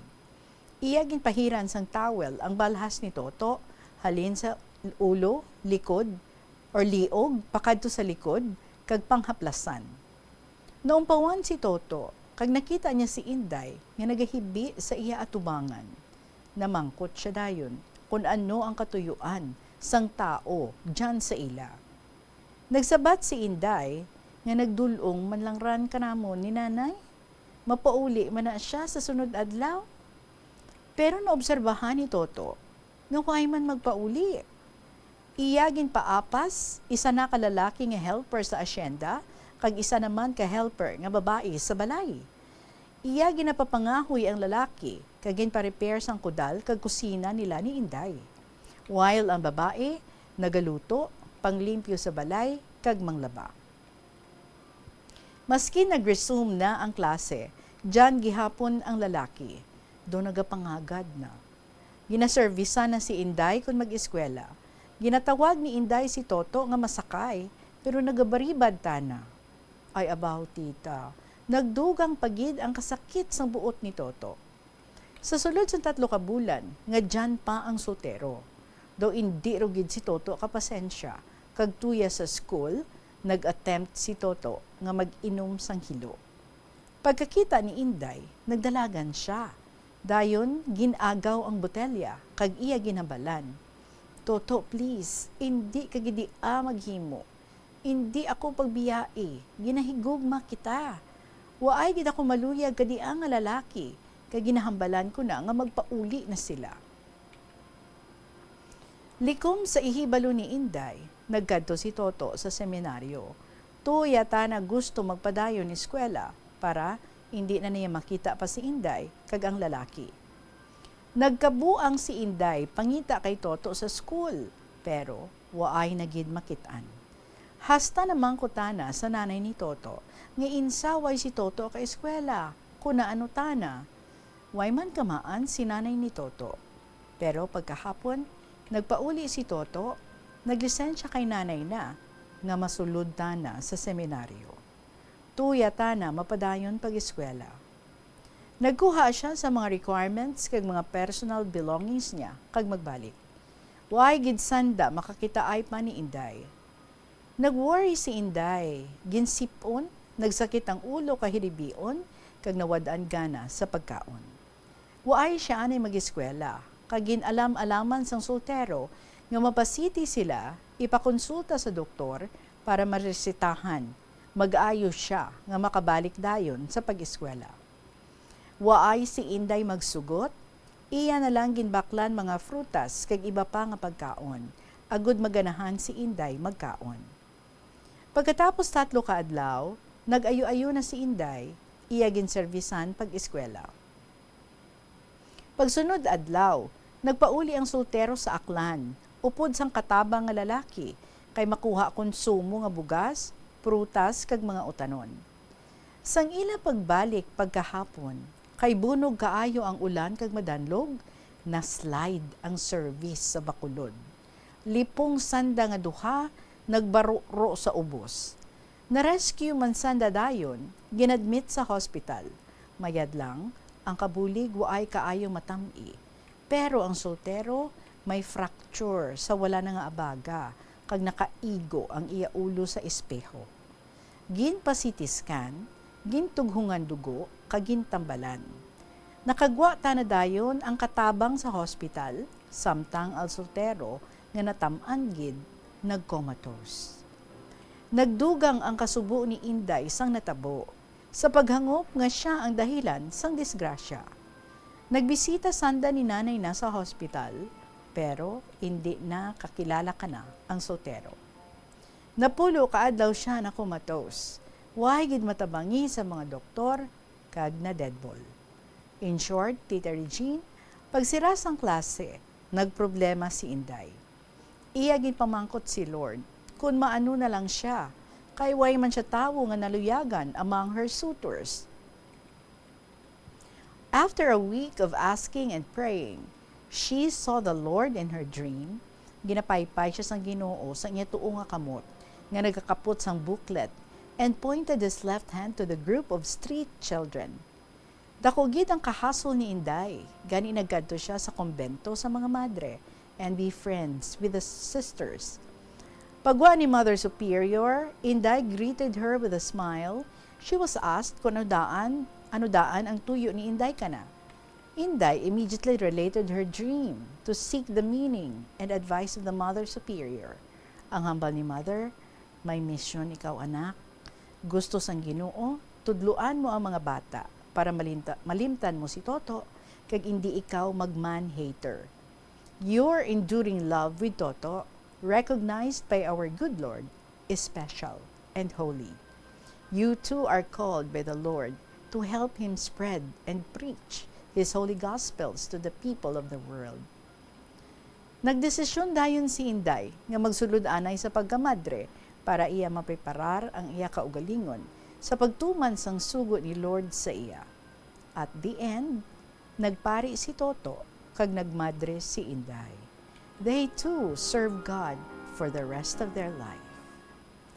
Thank you so much, Tita. Long live KLP, and may the enduring love of our merciful Father will reign forever in our hearts. Always shower His blessings to you and your family. With love and prayer, in B of Iloilo Province.